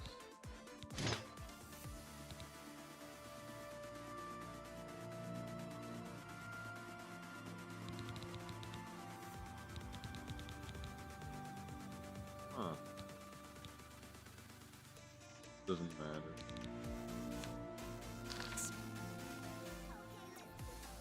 We come to the real work at last. You have, no doubt, seen some of the worst the guild has to offer. Basically. As much as we try to hold mages to a higher standard, they are only human. What I hope you will now see is that while the guild can be disjointed and misused, it can also achieve some wonderful things. Now you have an opportunity to engage in more meaningful tasks and continue with your advancement through the guild. That I do. What's the advancement and what's my pay?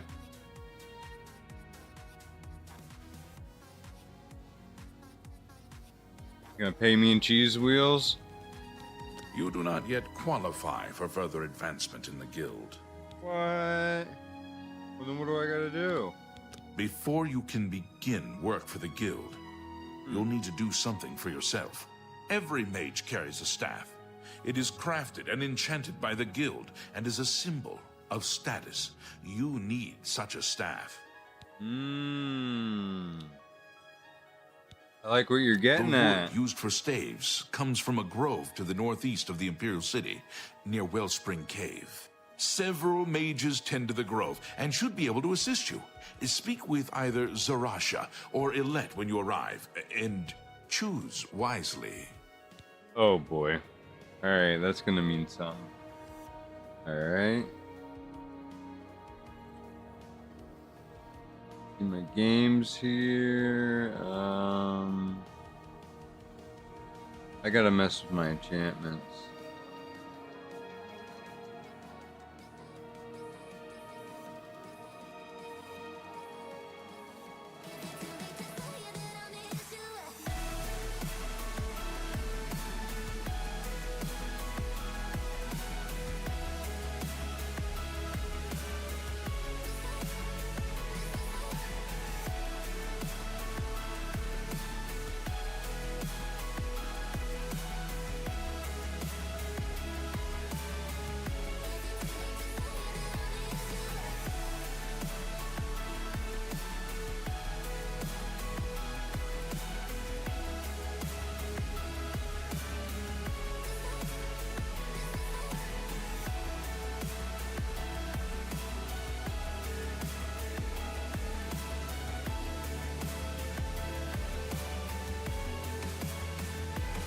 Alright, better enchanting.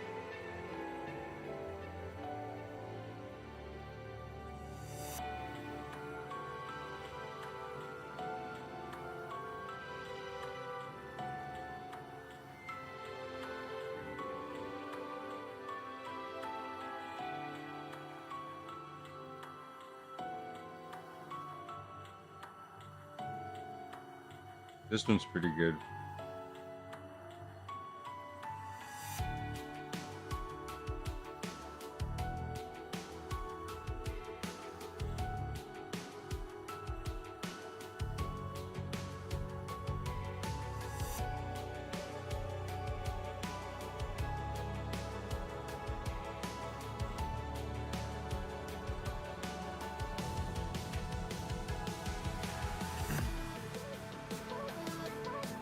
Do not want that.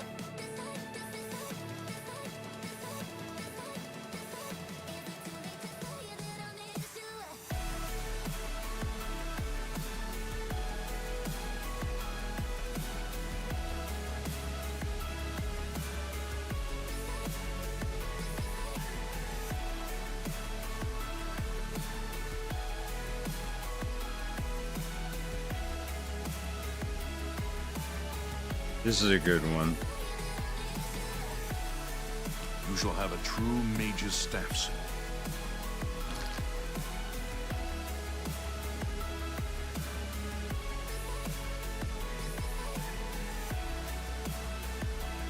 No gold cost for enchanting. That'll just make it easier.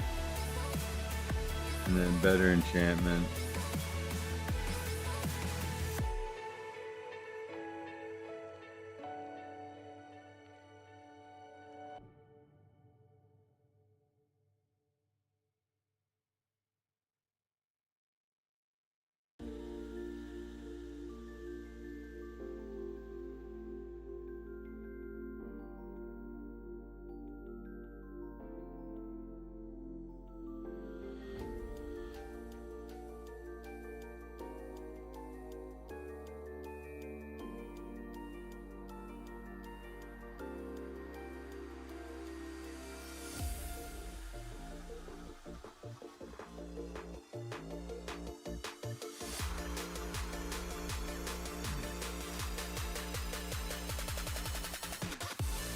All right.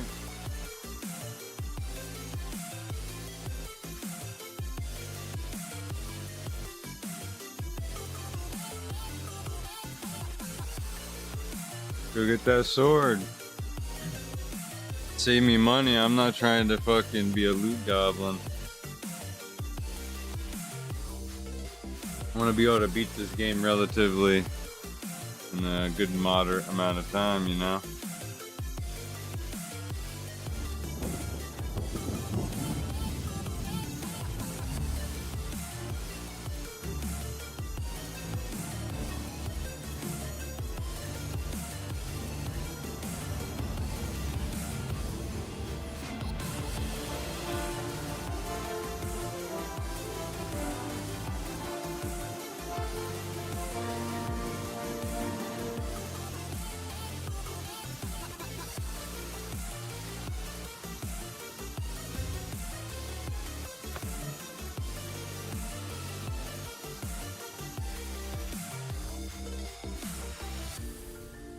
I'm gonna make the best goddamn staff you ever done seen. Greetings, apprentice. You should be out acquiring a mage's staff for yourself. What do you need? Wellspring Cave lies to the northeast of the Imperial City. The mages there can assist you. You have your tab. You shall have a true mage's staff soon. It's easy. So easy. Let's go.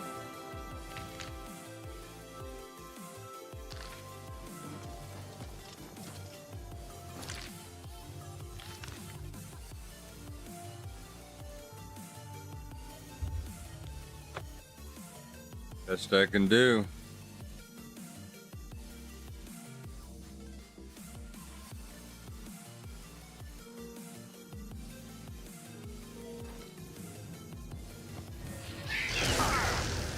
Yo, what the fuck is that?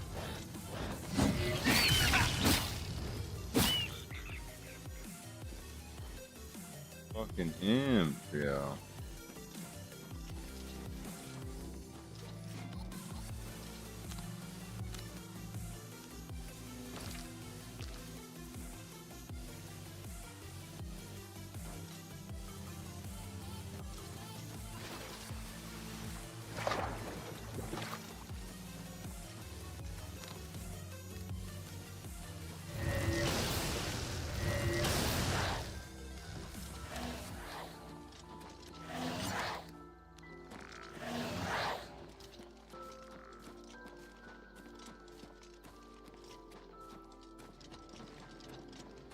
My minions.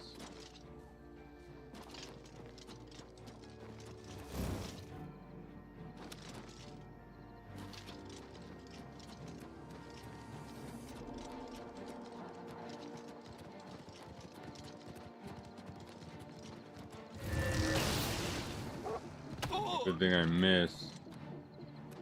Help me. Help. What's the matter? Getting tired?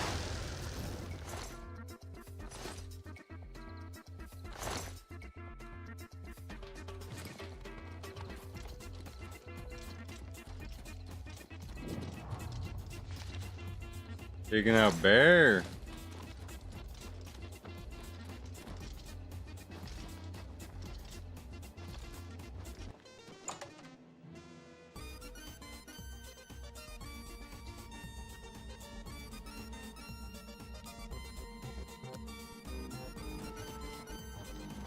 Look.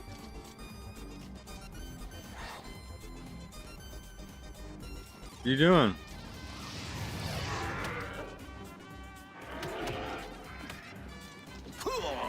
Take that! What the fuck are you?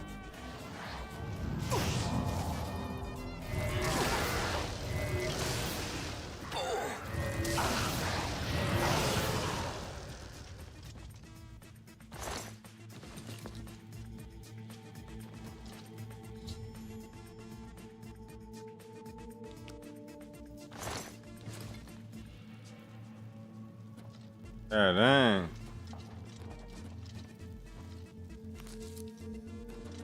Alright. Guess it was nothing.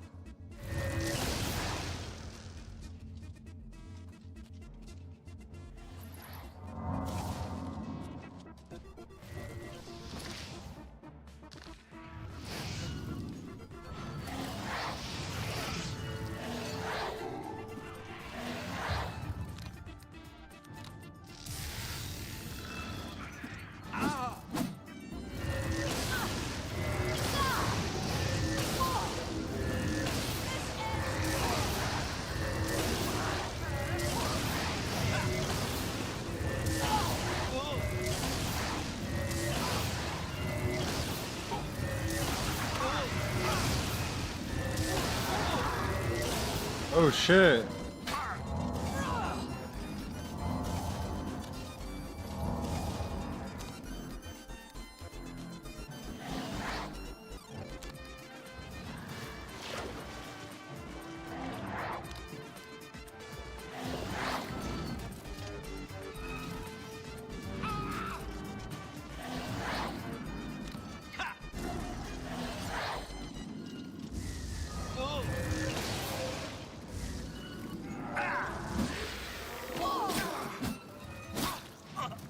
Don't like that, do you? Now you're inside a soul gem. I will use your soul as please.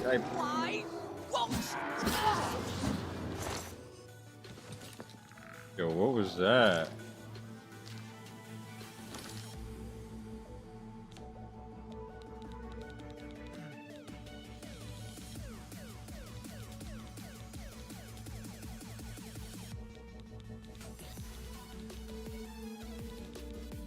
Necromancer robe.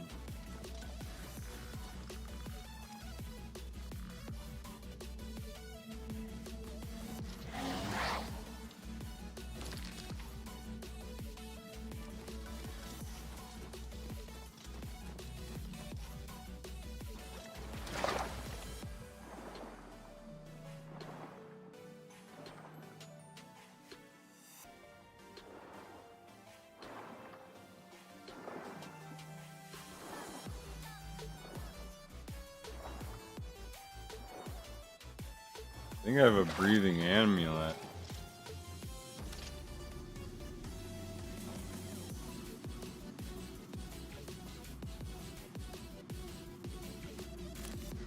You're going a fucking circle, like.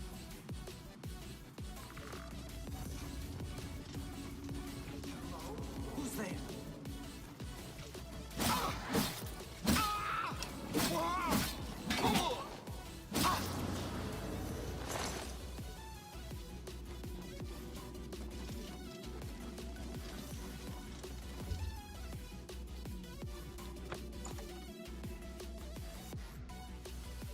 Everybody's dead.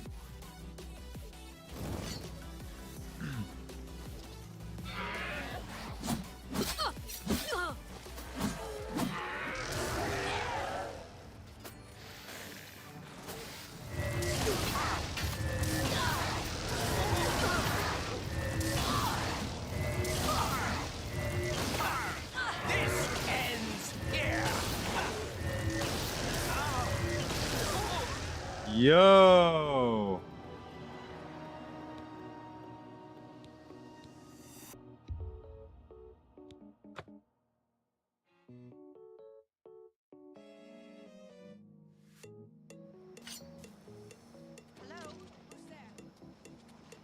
What have we here?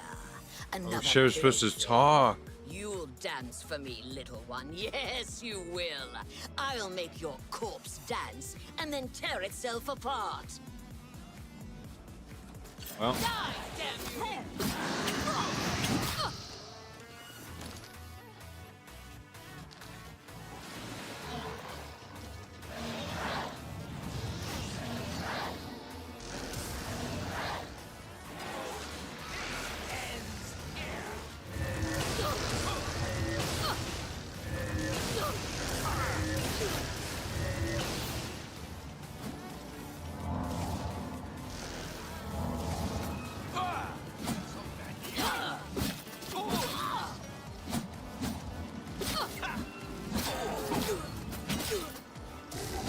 I'm just warming up, you pathetic worm!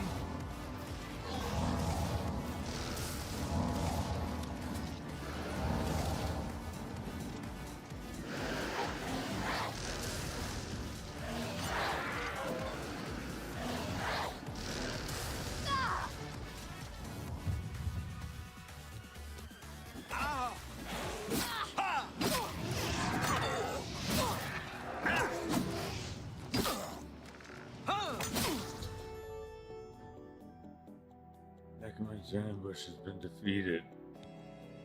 Get the wood staff.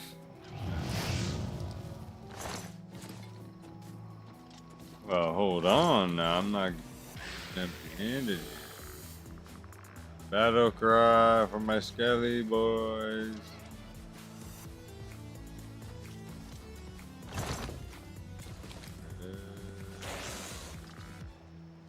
Legendary staff.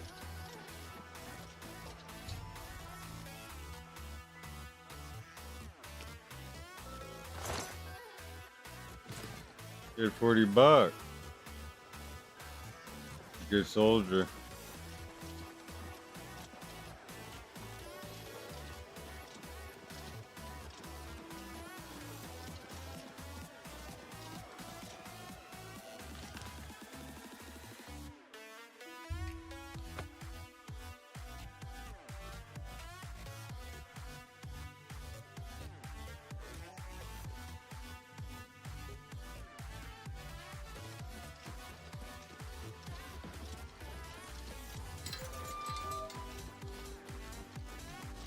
It is a privilege.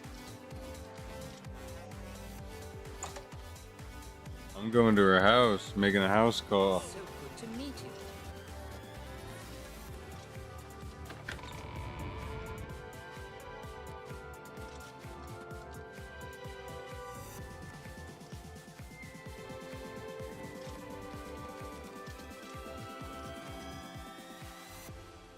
I am never too busy for good talk.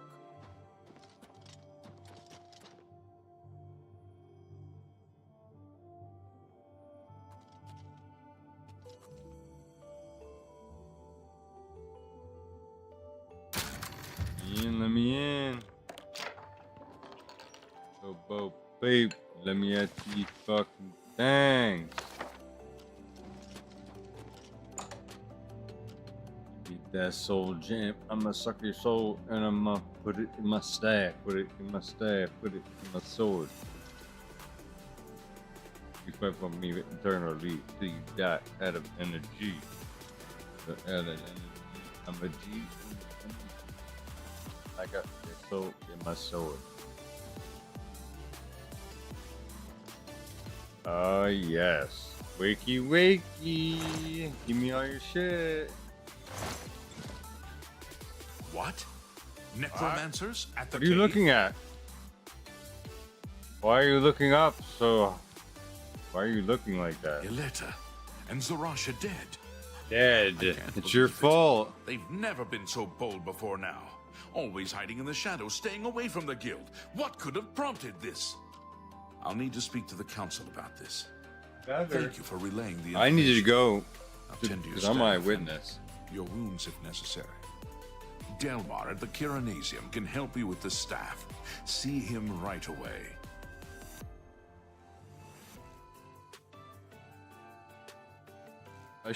I need an upgrade, man. I took out all them necromancers. That was tough.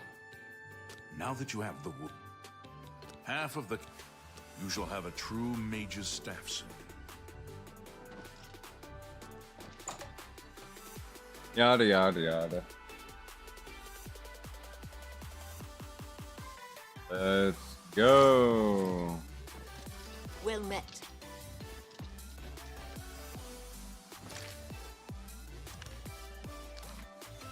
The outside. On the outside.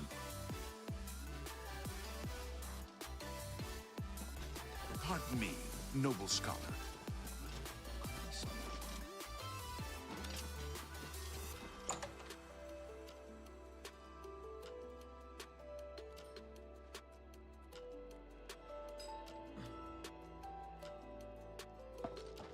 First things first.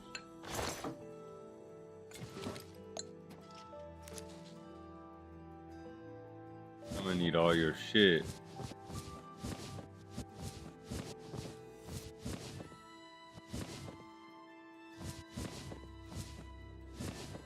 I got bills to pay. Oh, yo.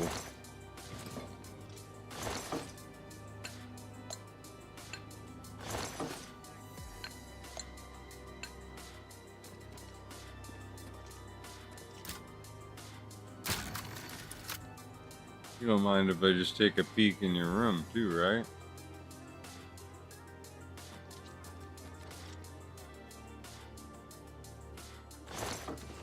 Yours is mine.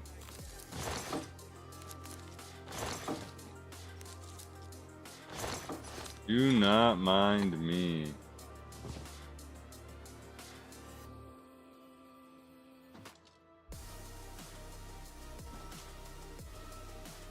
Welcome to the Chironasium. Can I help you?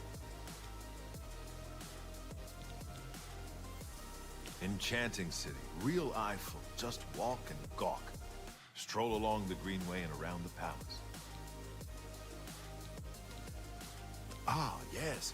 This is a big step for you, friend, whether you know it or not. Yes, now you'll it need to is. decide what sort of staff you're looking for. Something that fits you and your abilities. Shall we begin? Oh, yeah. Enchanting staves can be a tricky business. Only certain spells will be truly useful to you, so I'll narrow it down some. Let's start with the school. Which appeals most to you? Destruction, illusion, or mysticism? Destruction. Very well. You have 3 choices for what type of damage you'd like it to do. Fire, frost, or shock.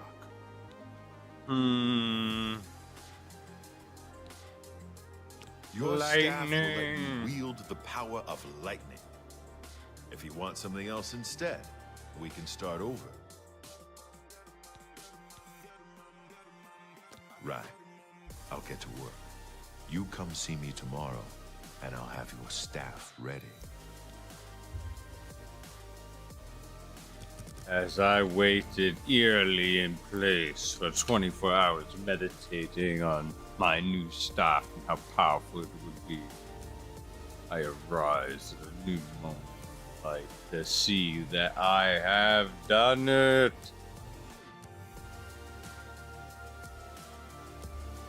We shall see.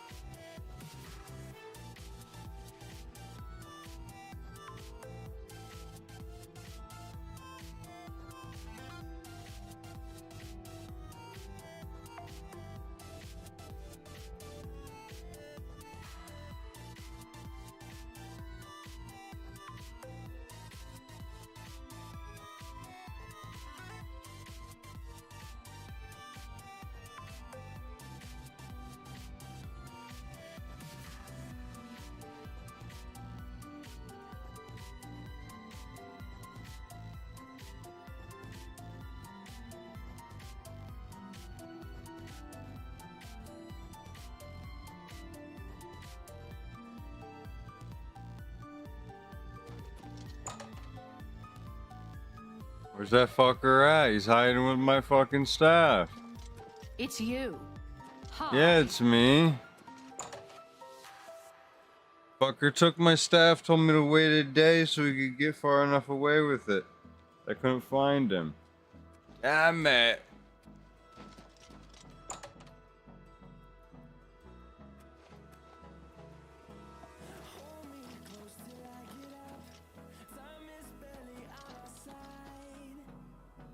Martina Floria, Master Enchanter for the Mages Guild. Welcome to the...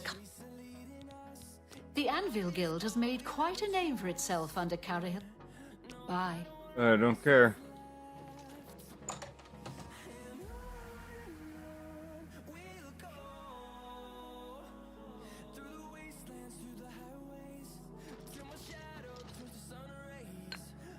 There was a reason I came back in.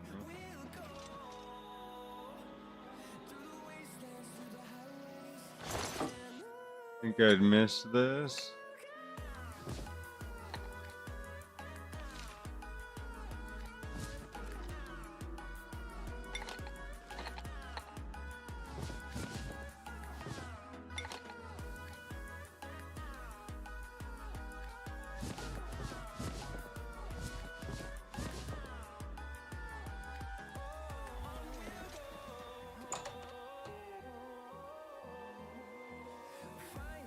Morning. Saurus Arenum sure seems upset. I think... Welcome to the Chironasium. Can I help you?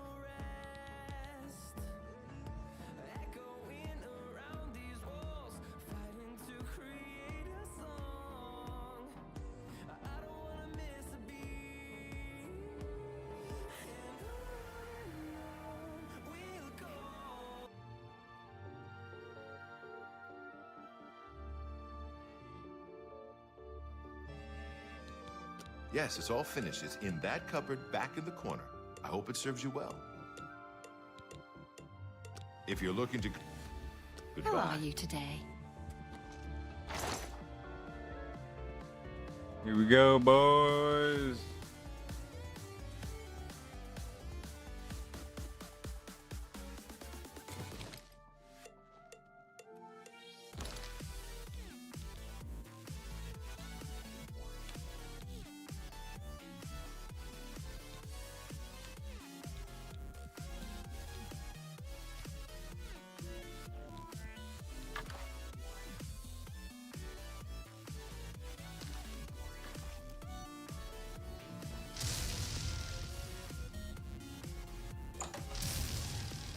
Love it. I'm a real full-fledged member.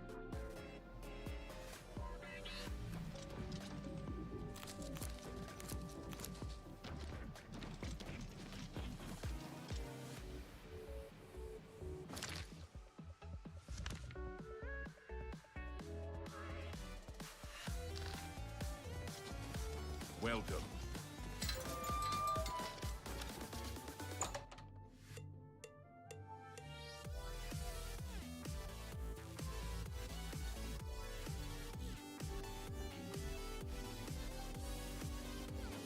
Greetings, apprentice.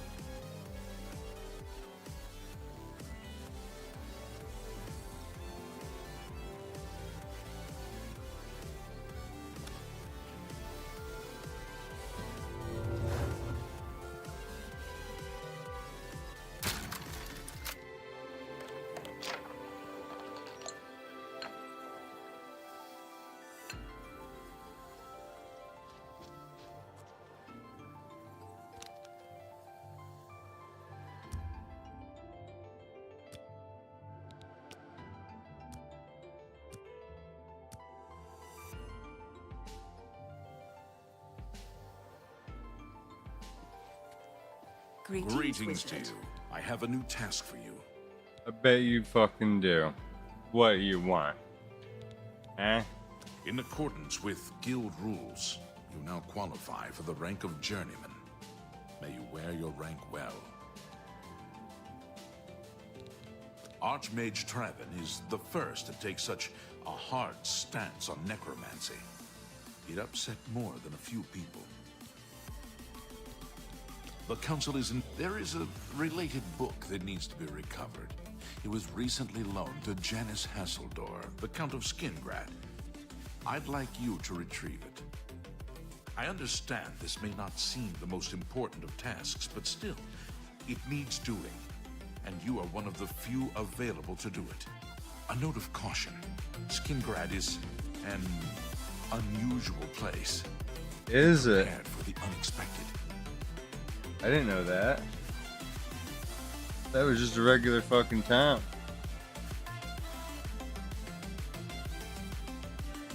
What else do you know?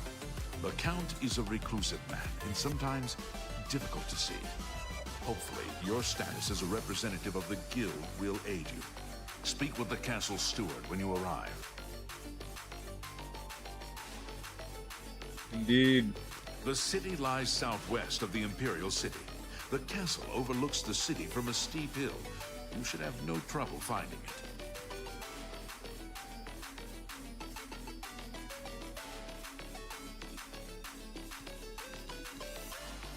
I don't know that anyone in Cyrodiil drives a harder bargain than Palmyria at Divine Elegance.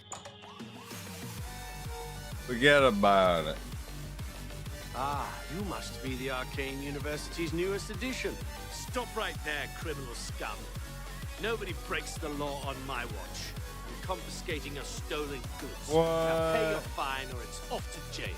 Fuck off. 4? Then pay with this end here!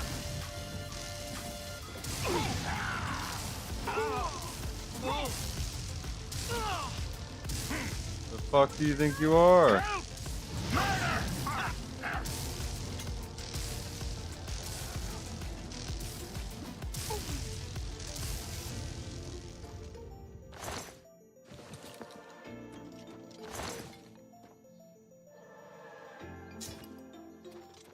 See what my bounty is now.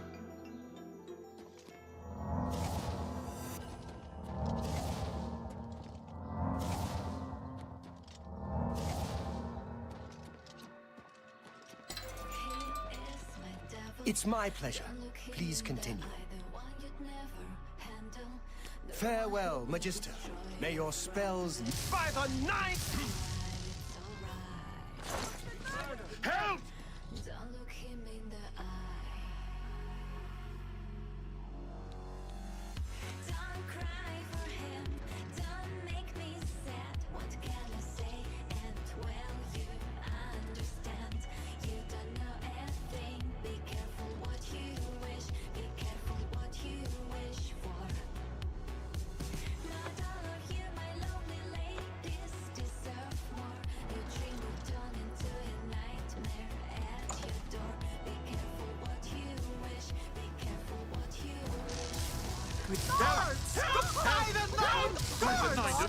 What's going on?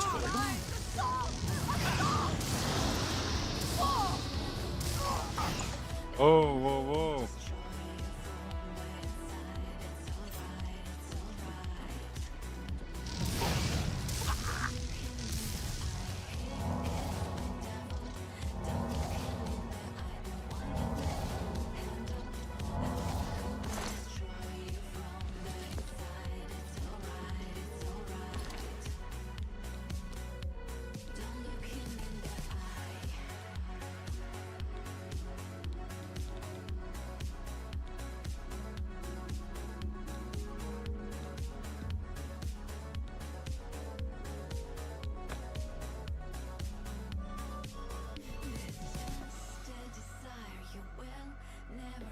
Ah, you must be the Arcane University's newest addition.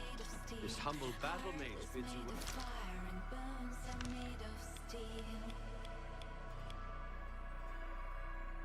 It's just like a dream, you confuse it with life. Our bones are made of steel, and blood is pure wine. Bones are made of steel, and blood is pure wine. Be careful what you wish for.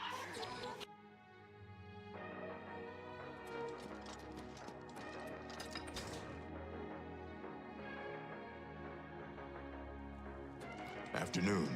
Anyone looking for work should... Yes, the Mages Guild, you say? Oh, the Count is quite aware of your presence here. He simply has no interest in granting you an audience at this time.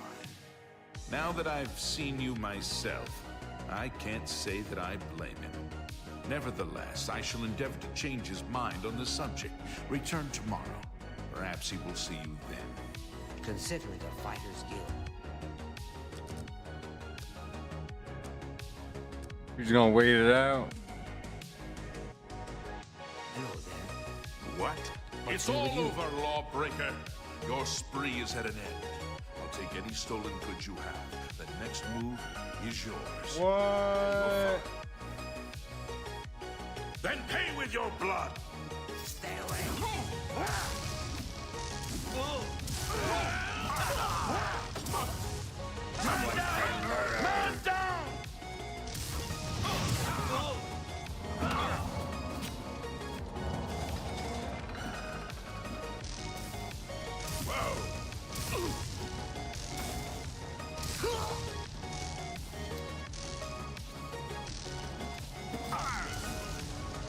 Man down!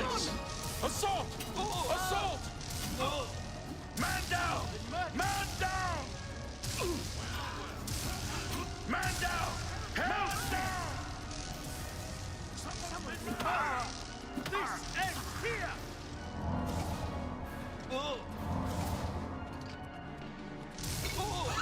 You'll never take me down!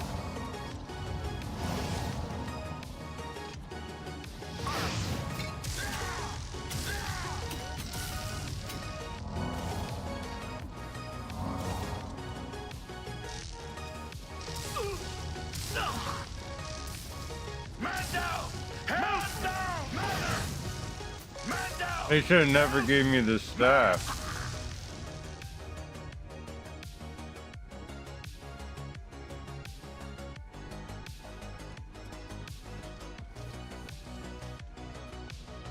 Has a day passed yet?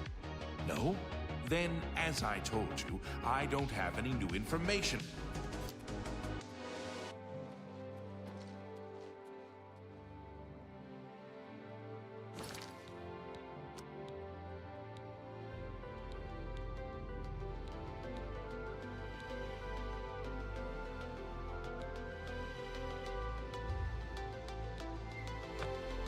I gotta go sell my stolen shit.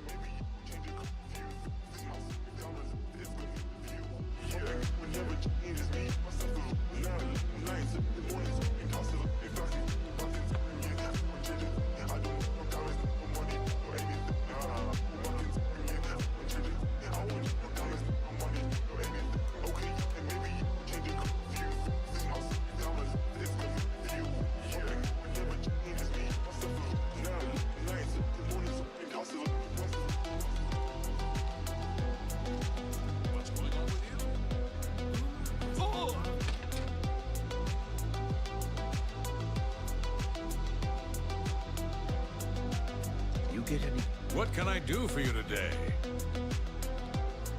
I offer the finest goods and lowest prices in all Cyrodiil. Closer. Good journey. I'll turn your bones to ash. I'm really tired. Yeah, my favorite customer. What do you got? Here we go.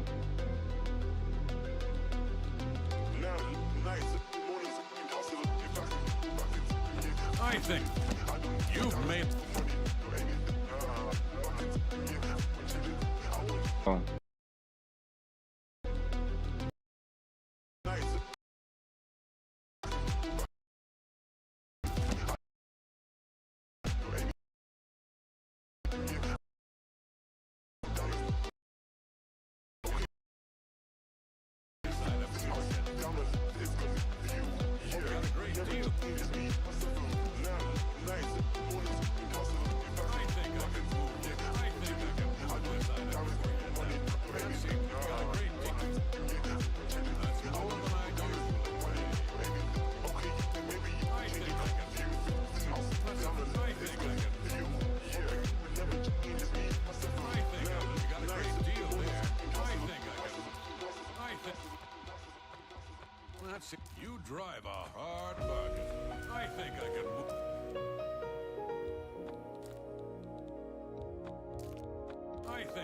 think I can move.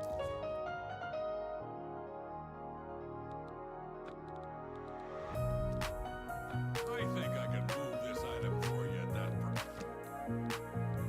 You drive a hard bargain. That seems to you drive.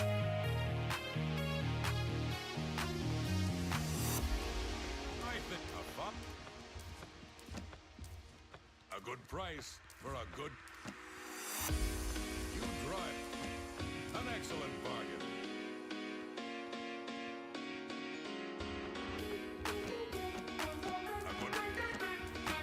That's a good.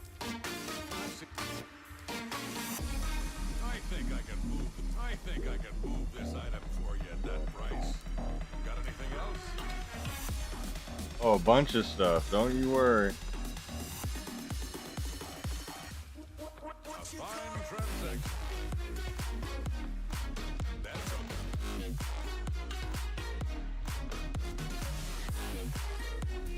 An excellent. I think I can move this item. That's a fair deal.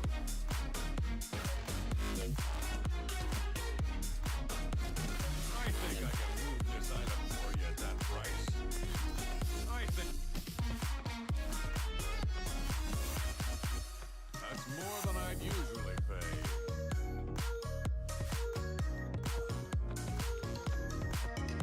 I think I can. I think you've made an excellent. That's a good. You drive.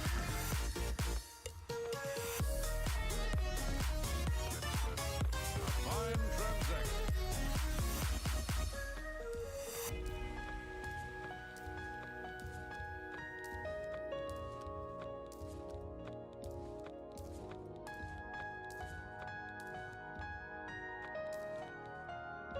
A fine transaction. I think I can move this item for you at that price. Got anything else? I think I can move this item for you at that price. Got anything else?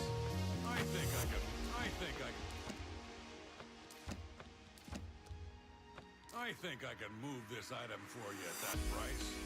Got any? I think an excellent. All right, now we're getting some money. You got a great deal there. I think I can move this item. You drive.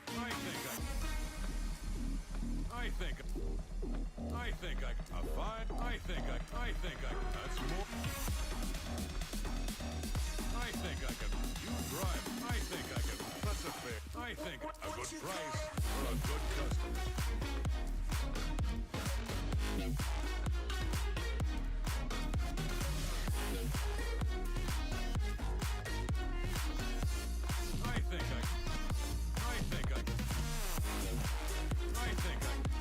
You got a great deal. That seems a fair price. That's more.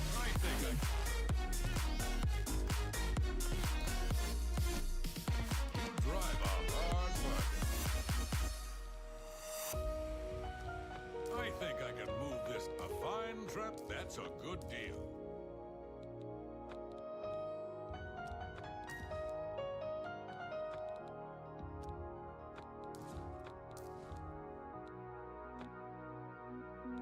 Damn.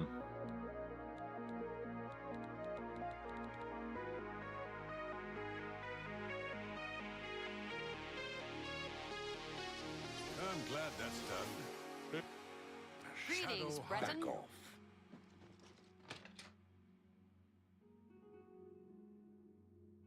It's gonna be crazy, brother.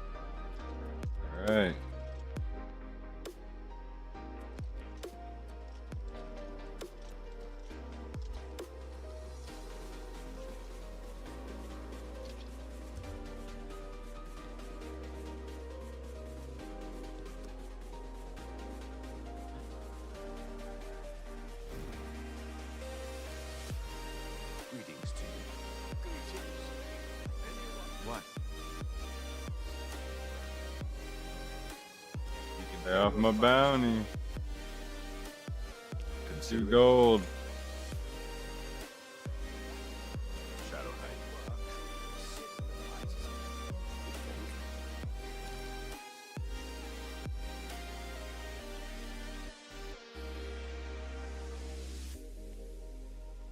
Alright. Now we're back on track. We can actually do shit.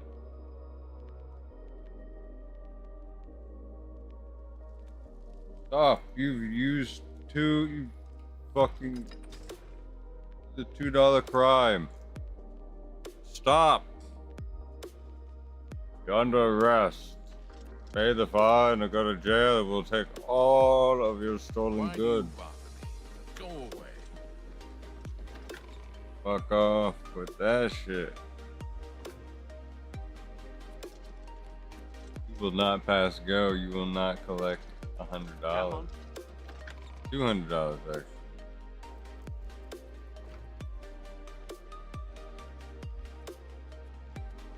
Get out of Yes, the Mages Holy Guild shit, you're scary, man. Oh, the Count is quite aware of your presence here. He simply now that Let me get the fuck out of here before you blow your fucking shit. What? We're here to serve.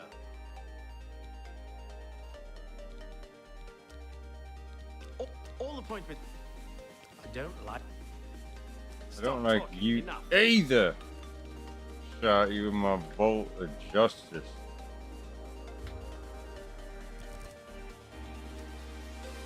$333, brother. Let's go. a little bird told me that you've been asking around town about Glarther, a resident eccentric. I'd like to know why.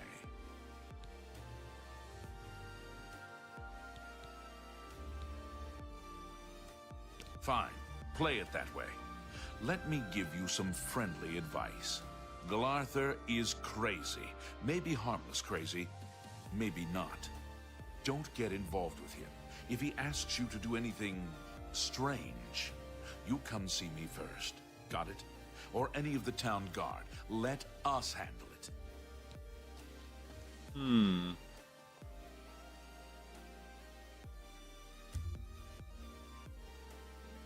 Broke me out of my waiting. That's why I went so quick. And that's why he attacked me. Oh, because he had to send a message. Okay.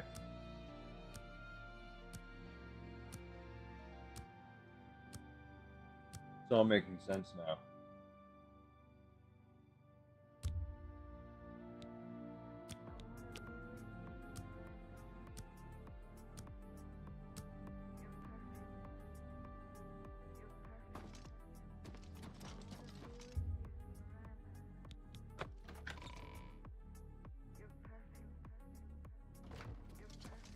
You there.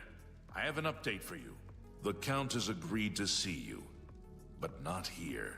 He wishes to meet you north of the cursed mine outside of town, after 2 a.m.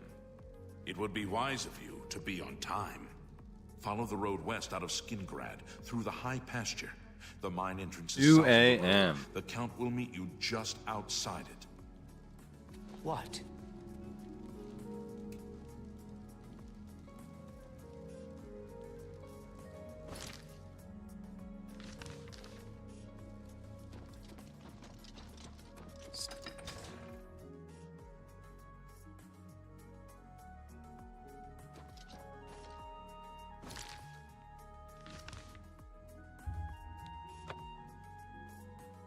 Two a.m. boys.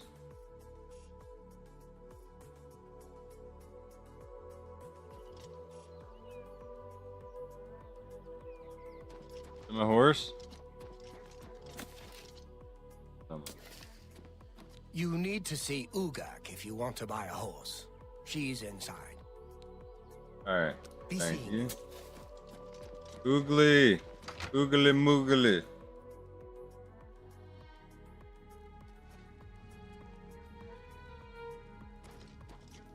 You want a horse? Oogly I moogly. can sell you one. There are no finer bay horses than those sold by the Grateful Pass stables. Alright. Perfect. Our bay horses are faster than the paint horses and tougher than the chestnut. You'll be proud to own one. It's a pleasure doing business with you. Tilmo has your horse waiting outside.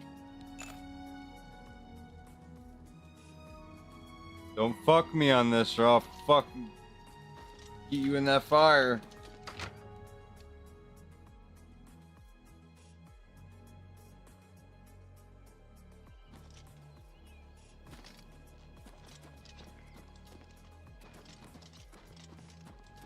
I have your horse right here. You need to see Ugak if you want to buy a horse.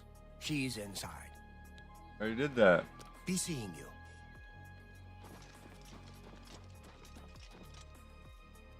My bae.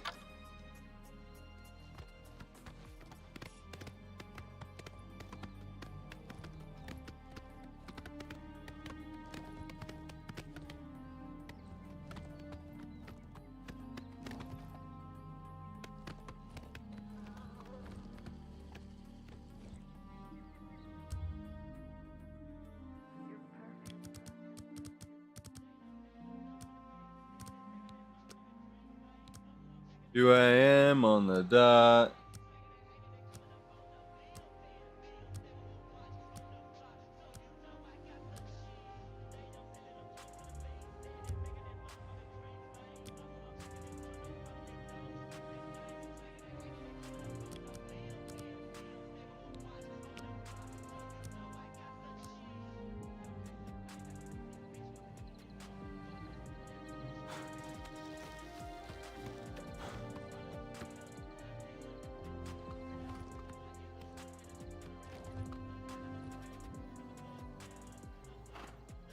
Such a badass.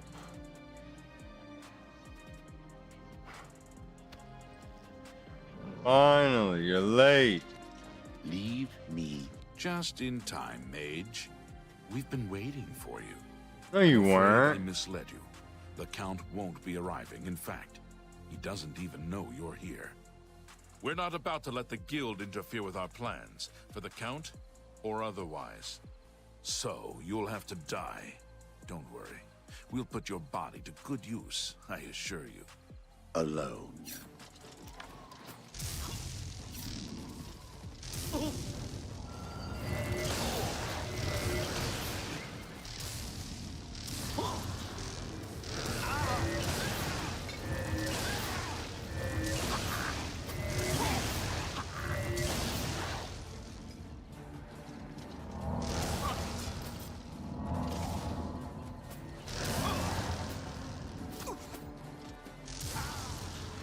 You impossible fool. What possessed you to think I would suggest a meeting here, of all places? At least your gullibility served some useful purpose. I knew about Mercator, but not his friends. Now none of them are a threat any longer. Huh. Go on. I almost killed you, bro. Despite what your council may think, I've not thrown in with the necromancers and would never do so. You may pass along that message. Tell your council that the next time they want something from me, they come themselves. They don't send someone under false pretenses. Yes, I see that now. I regret that Traven has involved you in this way. At least you've survived. For now. Perhaps in the future you can be trusted enough to deal with more serious matters. Now our business here is concluded. I suggest you return to your council. All right.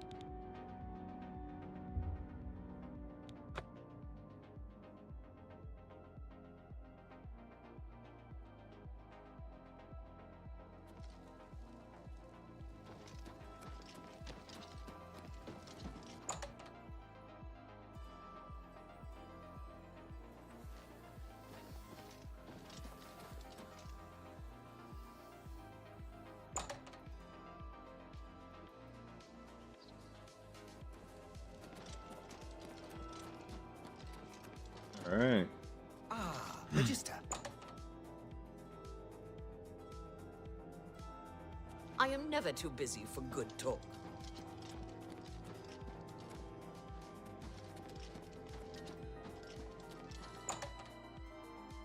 Well, don't worry, I am. I back off.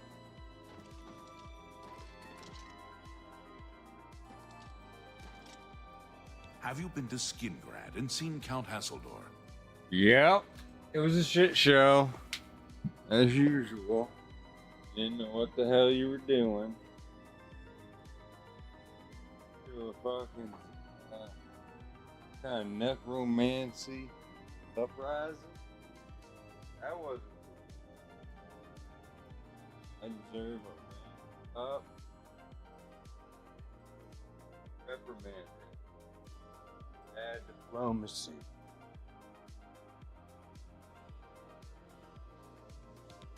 Saved you, did he? Well, that's a good sign. He almost got himself killed, honestly. It was never the council's intention Blast to put his you in bitch harm's ass. way. Yeah, Ray, you fucking suck. The Count's unique nature is not public knowledge. The Council wishes to keep it that way. At the time, it was believed that there was no reason to inform you, since it was not crucial to the task you were given. For that reason, I was unable to disclose more about his true identity to you. Clearly, that judgment was in error. Fucking vampire, ain't he? Archmage Travin feared that sending a high-ranking official with the guild might draw too much attention and provoke a reaction from the Count. We were also concerned that it might drive any necromancers in the area underground, making them more difficult to root out. True. We simply wanted to survey the situation in Skingrad. Our relationship with Hasseldor is tenuous at best. The Council has agreed to keep his nature a secret, and in exchange, he occasionally provides us with useful information. Nice. As a vampire, the Count has few allies he can trust. I knew he looked fucking weird. He has disguised his nature from most, but cannot hide it from the Council of Mages, so he approached us with an accord. As you have seen, that agreement is under a great deal of strain lately. The Count does not agree with certain policies the Guild has established.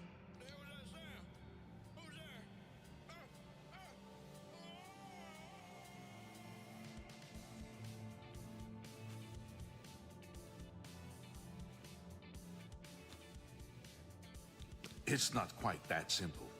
Hasseldor is powerful, to be sure, but the Council does not consider him to be a threat. After all, he has ruled over Skingrad for quite some time, without incident. We feared Hasseldor may have been involved with the necromancers. Thanks to your involvement, it would seem that he is not. At least, not for the moment. We will continue to monitor the situation, but I assure you, we will make no further attempts to mislead you. You have done your job admirably, and I thank you for it.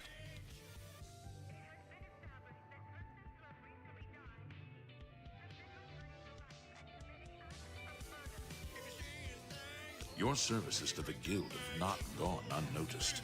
As of this moment, you have gained the rank of Evoker. Along with your new rank, please take this amulet.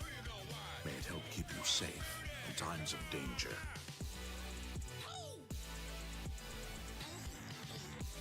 I don't know what Archmage Travin has against necromancy, but the first thing he did after taking over the Mages Guild was to ban its practice.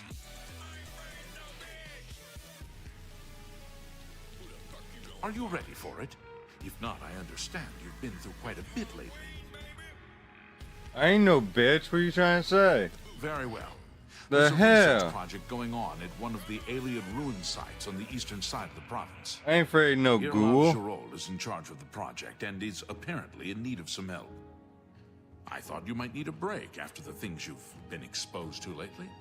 You can find Erlov in the Archmage's Tower. Be something tough. He's a good man. Speak with Erlav Girol. He can give you the details you need.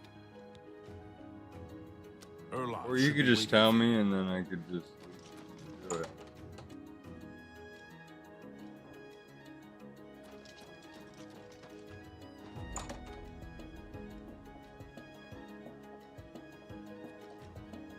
Pardon me, noble scholar, but could I speak with you a minute? Hmm? No, let me Yes, speak. yes, I'm sure you've got something exceedingly important to say. But the apprentices do not teach themselves, now do they? Good day. Really?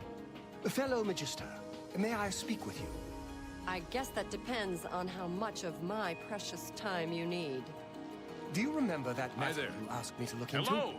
Hi. I have some new information. How you doing? In short, Hello. I'm real busy, but I need a moment to Hello. Surely you're joking. I'm listening. Speak. Oh, yes, of course. Hello. How do you do?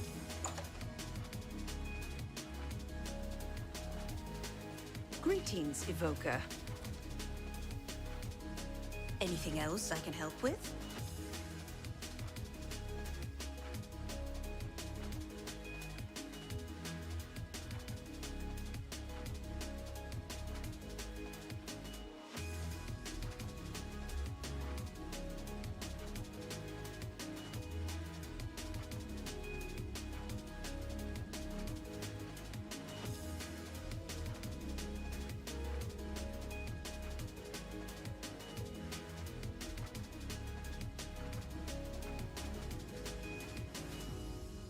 Please, visit me again anytime.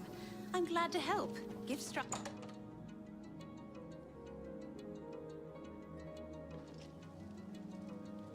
Ah.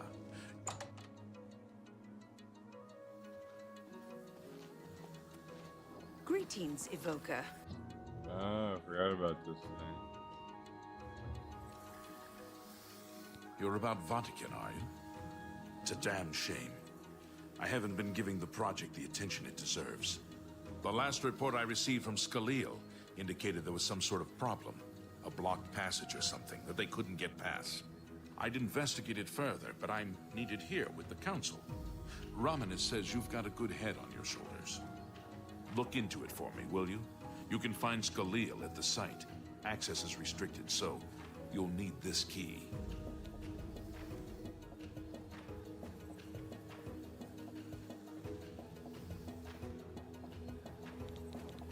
You know, of course, the Imperial Palace is alien.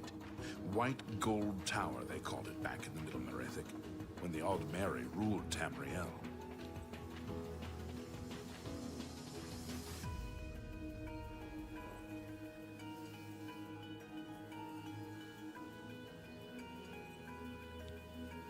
The Mages Guild has made more than a few enemies since necromancy was banned. She's the mage heading up the on-site research. She can tell you more about whatever it is that's impeding their progress.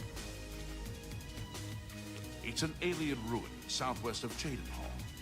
We suspect that there are some interesting things inside, so a research project was established. Scaleel is there now, working on investigating the ruins.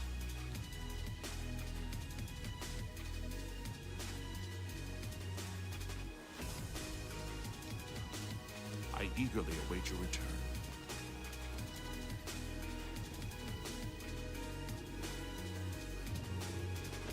Be gone with me.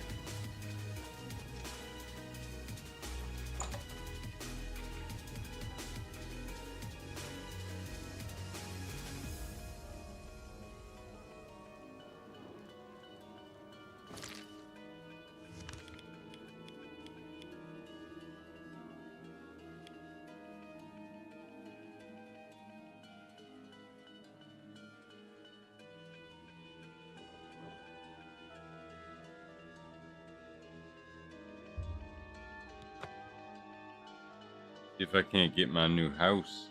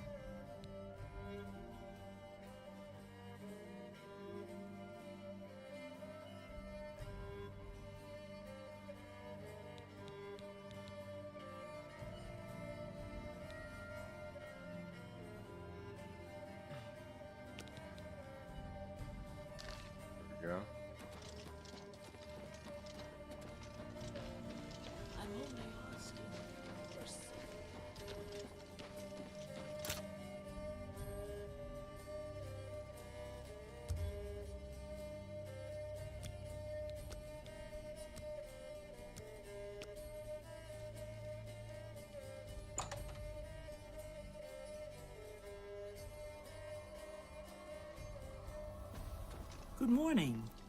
I'm waiting. Rude. What can I interest you in?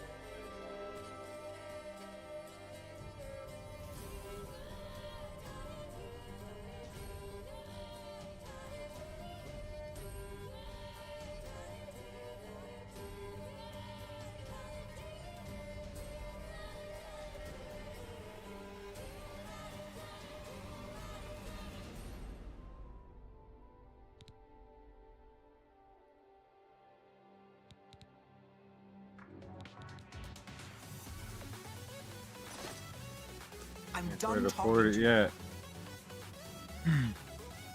I should have known better.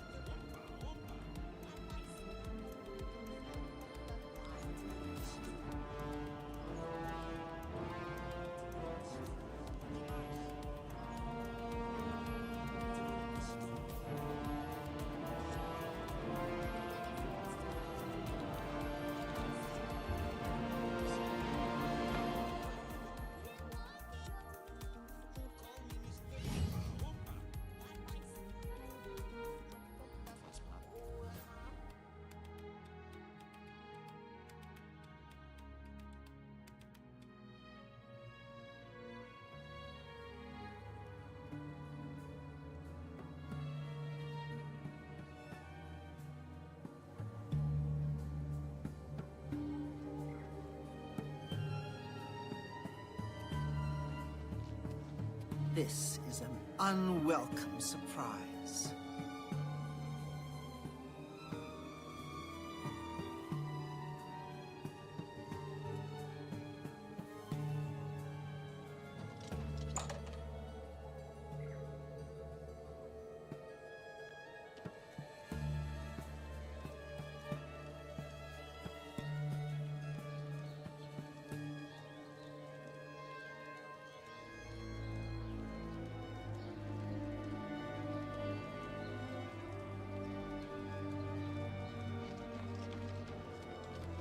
Chestnut Handy Stables now offers to protect your horse.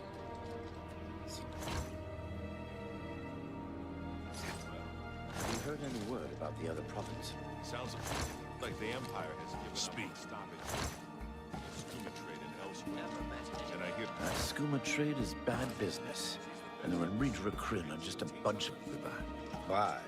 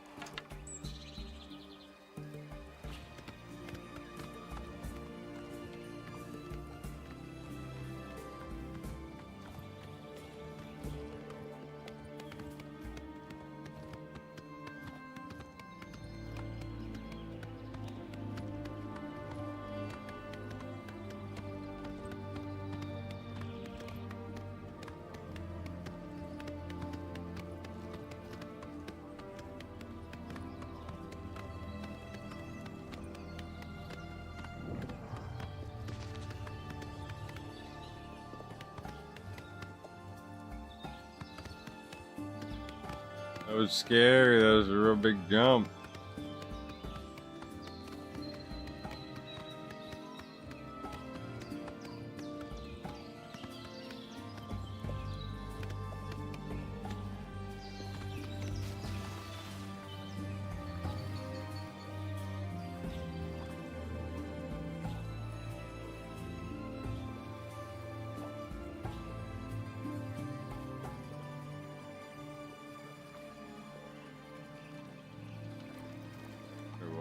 Passed it.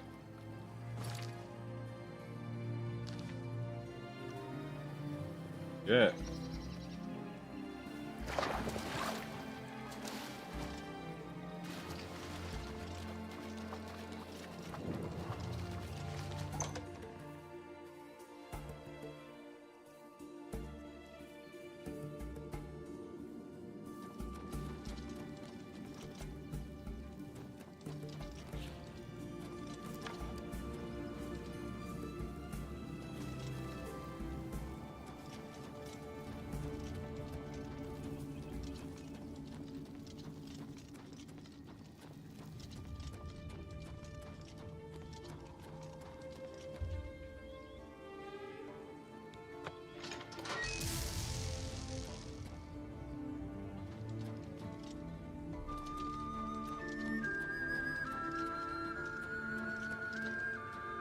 Hey, you're not supposed to be here.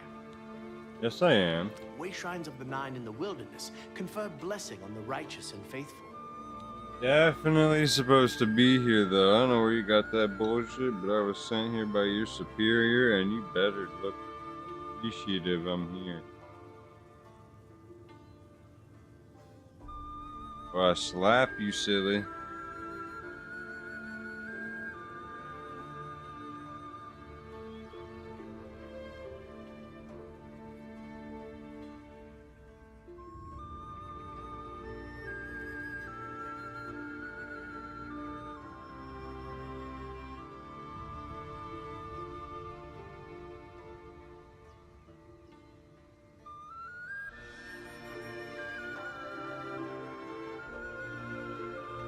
Damn it.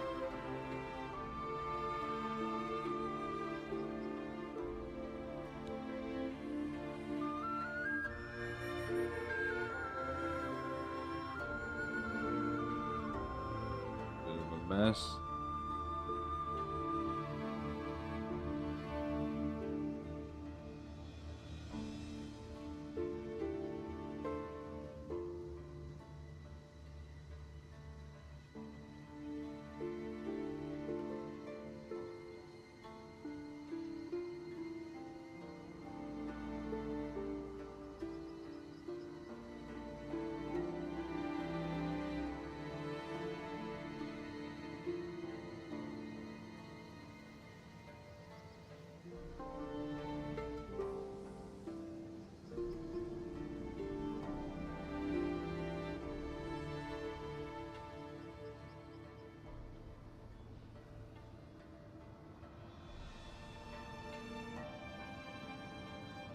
Be careful.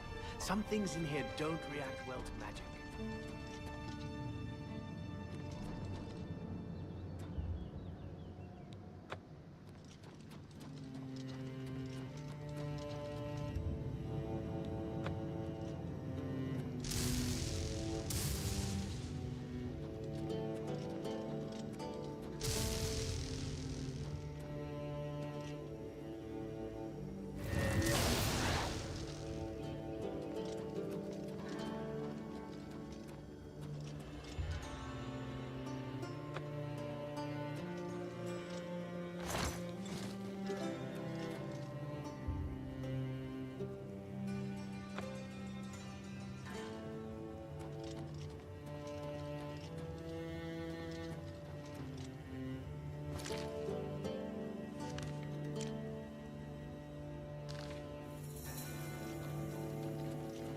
Be careful in here.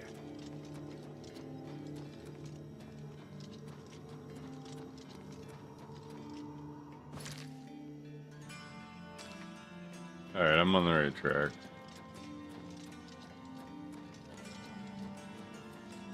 You have business here?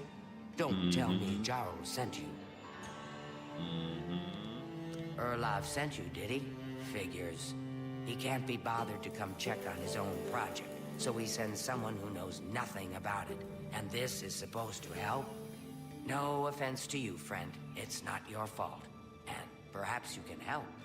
If you can figure out how to use the pillar, I'd be thrilled. You're welcome to try your hand at it.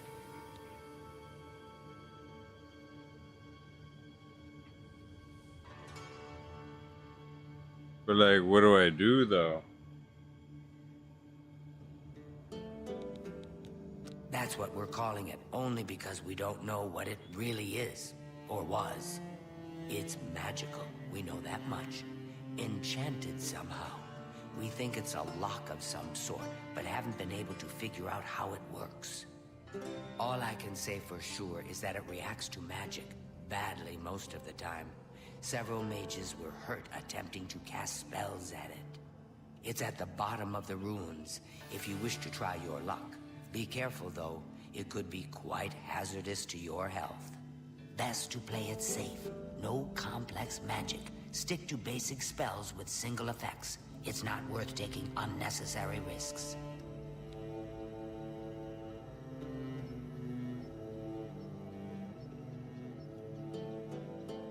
This place has been nothing but trouble as far as I'm concerned. Since we disposed of the creatures that had taken up residence here, it's been nothing but a fight to figure out how the place works. The pillar has had us stumped for more than a week now, not to mention the injuries it's caused.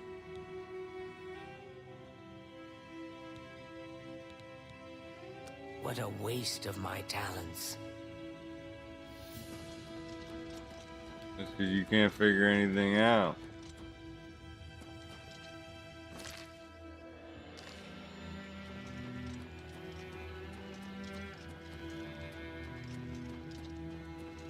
Be careful in here.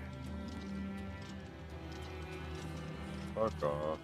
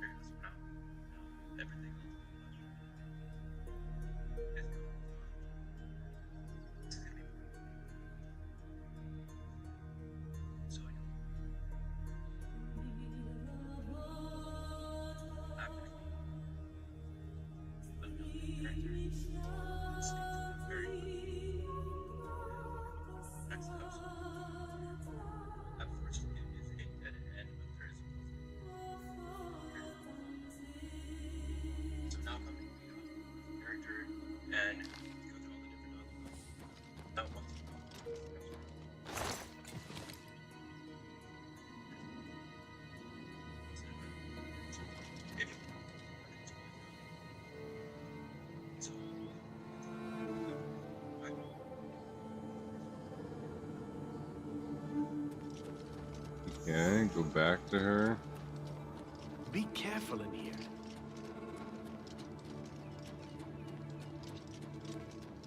If there's I've given up trying to figure. What a waste of my talents.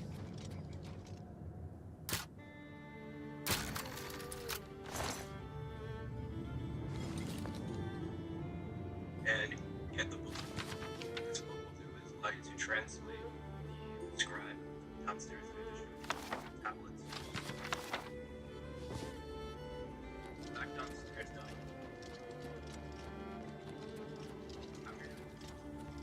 Your NPC and the translation option and transcribe. What you're gonna find out is he's transcribe back to me different spells related to it. Look at that chest. It's actually right in this room.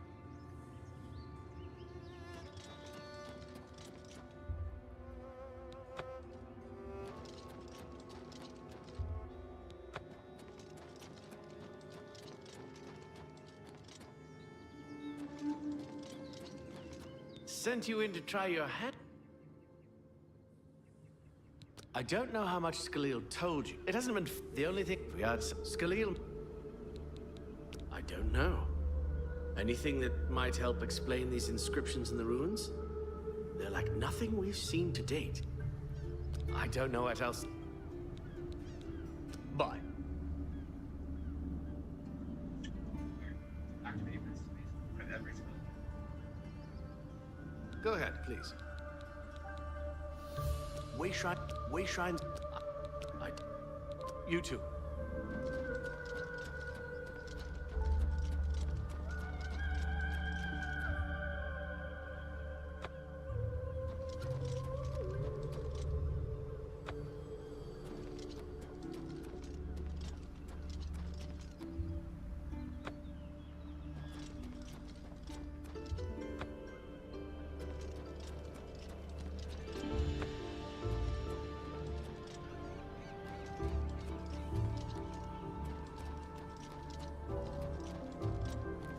What do you want? I don't know. I don't know. Wayshrine. Go ahead. Bye. And it will reset every couple days. You can take all those spells in there and additional spells.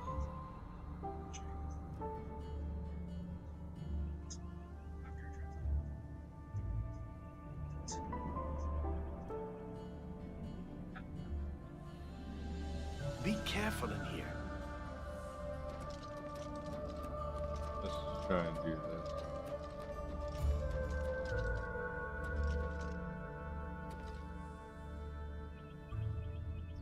And I'll show you guys exactly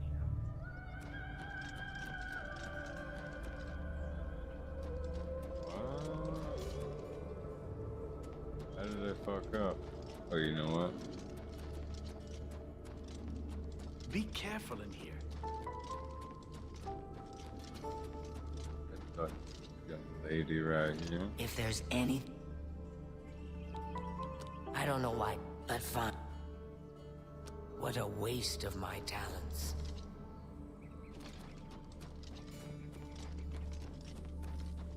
Go ahead, please. You got the put. I'll tell you what. Now that I... Okay. It perhaps is... It mean... Okay. This is kind of exciting, don't you think?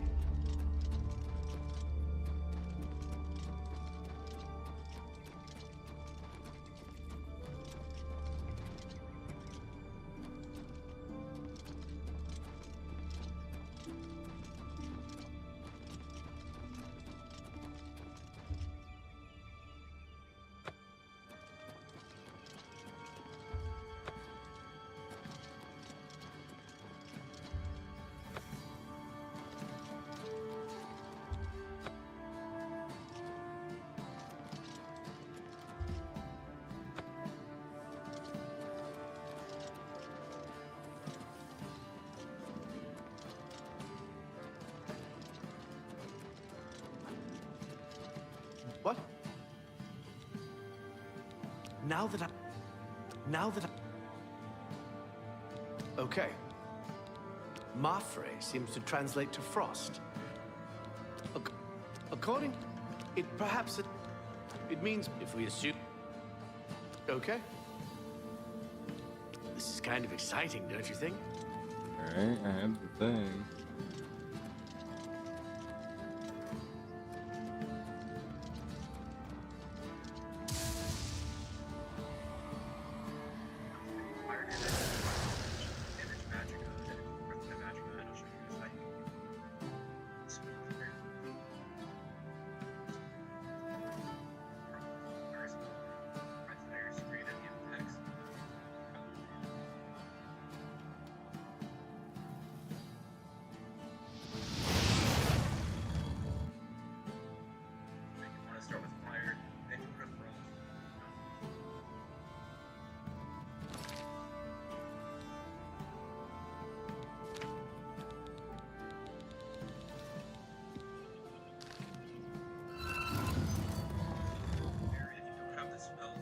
Actually pull those tools as well because they can activate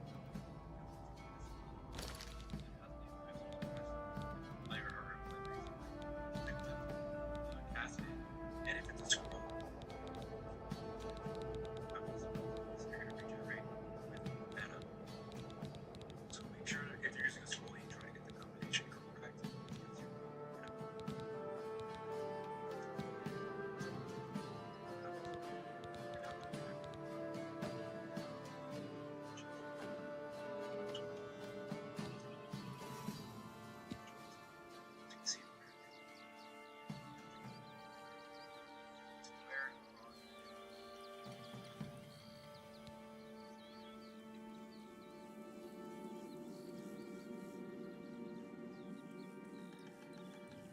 Damage magic.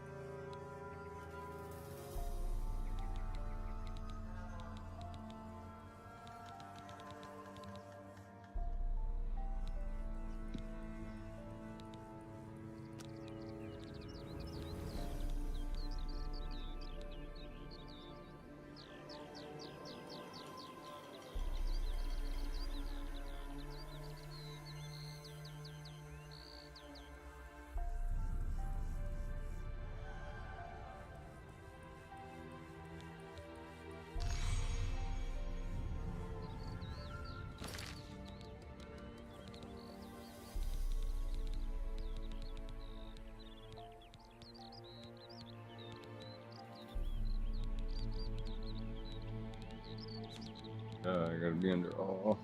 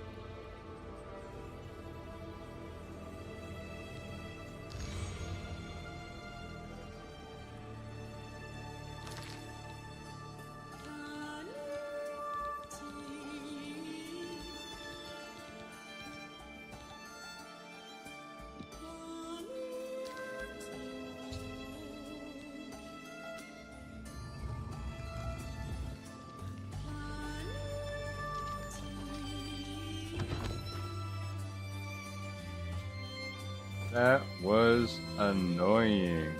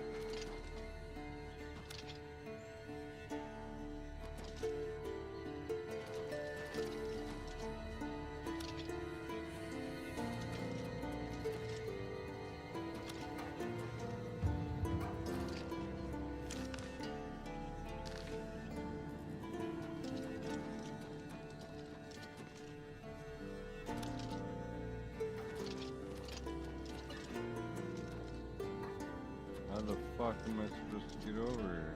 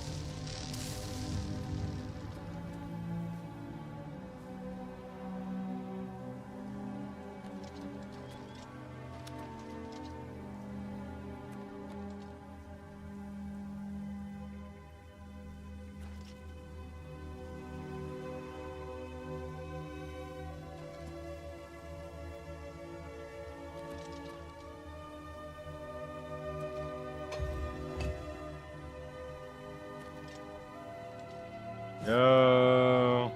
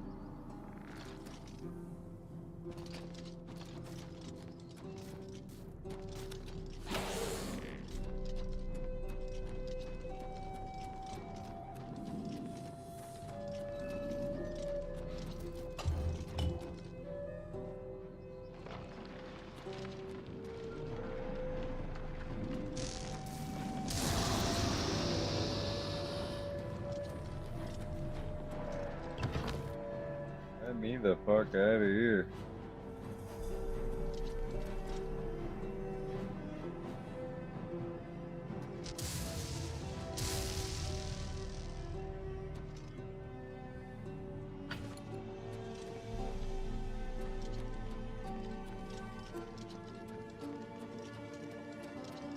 Be careful in here.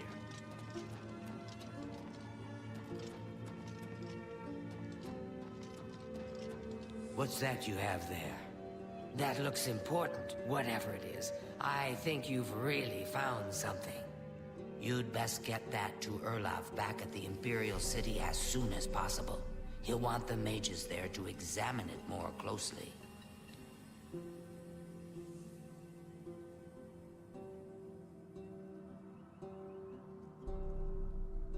What a waste of my talent.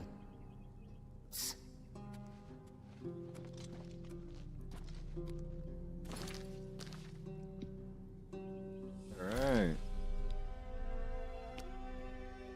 That was fun as hell. Gotta be kicking it with this one.